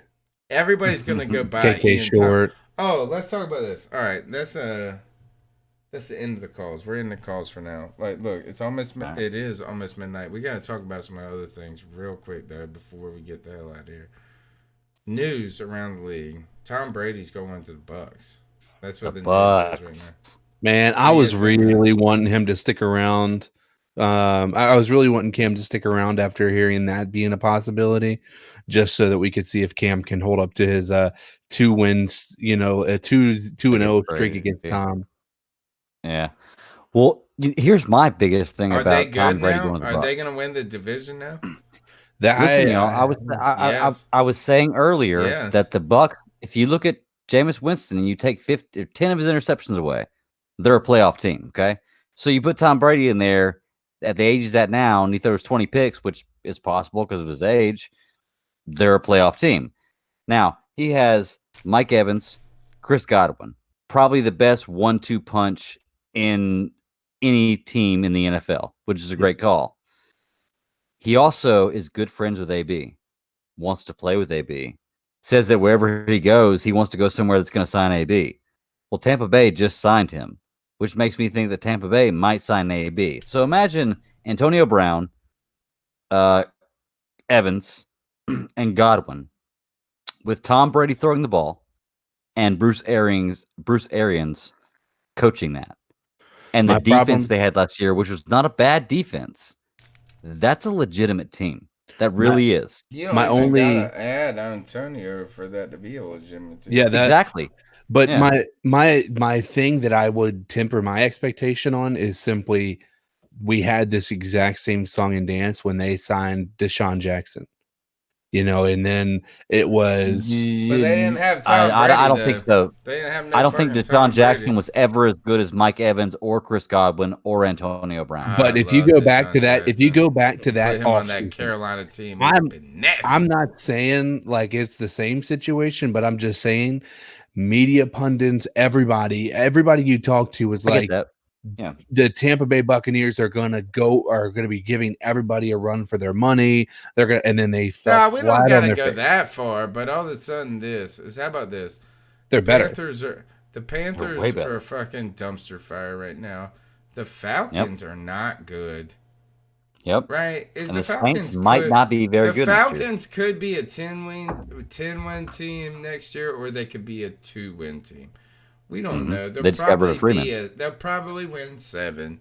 Is all of a sudden Tampa went from being 3rd in the division to maybe having a chance for 1st. That's what happened. Very easily having a chance for 1st. And yeah, I'd like to add this. Yeah.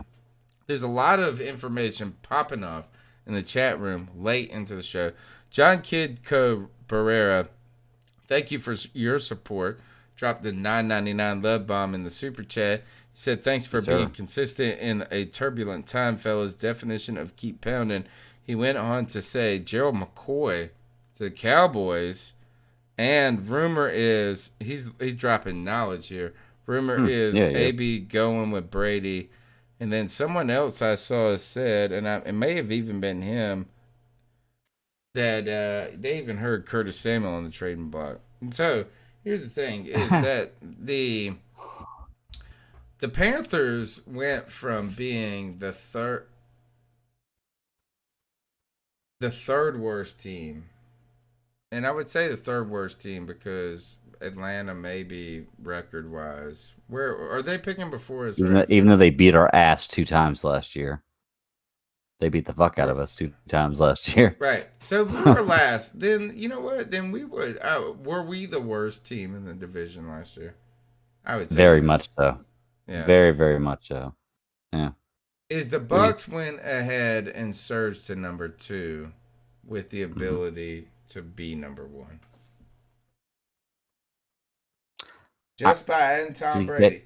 Just by adding Tom Brady, they go from being potentially a 3 to now being a solid 2 with really the opportunity to be number 1. 100% agree. And you know what the coolest part about it is? You're going to get to see Tom Brady versus Drew Brees twice a year for at least the next 1 or 2 years. I wish we could have seen that 5 years ago. I agree, but at least you get to see it before you retire or before they're gone, you know? Yeah. So, any other? Go ahead, CK. I was going to say that I just now saw on Twitter that Mario Addison wanted to add a little bit of, I guess, shade to the conversation with. He said after Marty Herney's statement about Cam and how it was every year difficult decisions are being made and they're never easy. Mario Addison comes into the comment saying, "Marty, stop capping." Not sure what he's meaning by that specifically, but but he's saying something. Agreed. Yeah. I don't know what it is he's saying, but you're right. Oh, so here, look at that. Mario Addison, now part of the Bills. We'll save a lot of this for next week. But what is all the news that was forgotten tonight? Because of this, Vernon Butler's going to the Bills. Yo, all right. He'd probably be like. Are we talking probably have like Panthers news? Vernon Butler will probably be like garbage. A Pro Bowler now. No. My buddy, he's a Bills fan. He messaged me and he said, "What do you think about Vernon Butler?" I said, "Worst first round draft pick in the last 10 years for us." Yeah. And he goes, he's like, "Well, hopefully we can get the best out of him." Yeah. He said, "Hopefully we can get the best out of him." I said, "I can only categorize his first 5 years with our organization as lazy." And even if you want to look at last year's production, he was basically handed a few sacks and a few fumbles. Like he didn't do. Yeah. You're right. He was not the reason. Yeah. You're So like I mean, 7 seconds into the play, and he goes, well, hopefully he got that strip right or whatever, it just fell right into his hands or whatever. He said, "Well, hopefully McDermott can get the best out of him." I'm like, well, we hope sorry, so too. But McDermott couldn't do it the first year when we had him. So. Well, you know what is I'd be interested to see is maybe won't that be telling if he goes and is actually productive somewhere? And but we also saw this with Coney Ely and But here, what other news did we not talk about tonight? Colin Jones. Russell Are we talking about just Panther stuff? No, but like what did I know we're a Panthers podcast, but we didn't have anything we should not have anything to talk about this week, and we just talked about Cam Newton for 3 hours. About how the Dolphins are somehow trying to make themselves a contender this year? No, not even true. You don't think so? With Tom Brady out of the AFC North. AFC East. Okay. I think the Bills are AFC East, AFC East. And it being what? Miami, New England, the Jets, and who else? And the Bills. And the Bills. I think the Bills. Jets and Bills are in the same division. Yeah, they are. Bills are they? Yeah. Bills, Dolphins. Okay. Bills, Jets, Dolphins. Okay. With those 4 teams, do you not think Miami can squeak out a wild card or maybe win that division with Tom Brady going? No, they can't win it. Did you see the moves they made? Did you not hear Miami? The Bills got Vernon Butler? I'm not talking about Vernon. Oh my gosh, you're right. How can they not win the division? All right, yeah. Here, tell me about these moves they made. That corner from Dallas. Tell me about what else did they do? Jordan Howard. They got. Let's see here. Oh, Shaq Lawson. Yep, Shaq Lawson. They got a DB. That's gonna add who up gave to up all that money for the anything. DB from New England? Gilmore. Who gave up the money for Gilmore? Somebody told me that. Oh, that's another storyline. Bradbury to the Giants. That's one that Gettleman. TD to the Redskins. Yeah. And I don't know if that's confirmed. Phillip Rivers to the Colts. So a lot of these have storylines connected to the Panthers that we do not care about until this Cam Newton, Teddy Bridgewater sorted out. All right. I think we got to end it, fellas. Yeah, it's going to be it, man. I'm done. I'm ready. I'm done. Me too. Gotta work in the morning. Can we ice some mugs up real quick? I'm going to ice up. I'm going to go easy. Mine's quick. My ice up pick is going to go to corn tortillas. So, because we're in quarantine, right? And when I say quarantine, it's ridiculous. A, but B, we're trying to be socially responsible, not do stuff, keep to ourselves, stay at home. So we've gotten delivery food. Like my wife has gotten these delivered groceries and all this stuff. I gotta say this: is corn tortillas are terrible. Flour tortillas, amazing. So to you, corn tortillas, I say ice up. All right, who's next? I'll DK, you want to go? Yeah, I'll do a quick one, and I'm not going to take any low hanging fruit. I'm just going to say this. I don't really care what the affiliated party that you have or who your candidate is, but I'll just say this out: if you're a part of the Democratic Party and you look at the people that you're supposed to be this party of inclusion and wanting to make sure that you've got, you want to be the first woman president, you want to have the first Latino president, all of these things. They had every category of candidate that they possibly could, and a lot of them were good candidates if you look at the bottom line. I'm not going to say that. So funny. And then you ended up with the two white male billionaires. Are you silly? Are you kidding me? I mean, So listen, I funny. get it. Bernie was screwed out of some stuff last year. And more power to him. But I cannot and if you guys have not watched it, it is worth to sit down and watch of Joe Biden's gaffes, where he just screws things up in the middle of he literally said during one of his rallies, "We will not win this re-election." Oh, we will. Yeah, let's like that guy. Dude, you better get ready for Donald Trump. You better get ready for him. Oh my gosh, yeah. It's a different kind of stupid than Donald Trump, but it's still stupid. So, dude, he's anyway, gonna I saw people who said that those were the best two candidates for the Democratic National Convention nomination. So, ice up, guys. Who you got, Greg? I will take the low-hanging fruit, and I will represent what a lot of people are probably saying right now, and I'm going to ice up David Tepper and Matt Rule for lying to us and for trying to give us or put a ruse in front of us that makes us feel one way, and you really feel this way. You have done wrong with Cam Newton. You've gotten rid of my quarterback, David Tepper. Since you've taken over, there is not one positive thing about the Carolina Panthers I can say. We're popping it.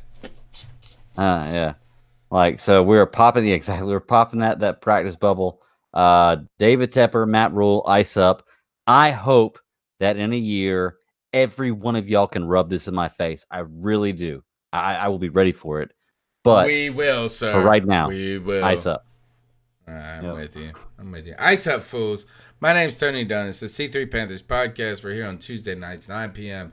until the end.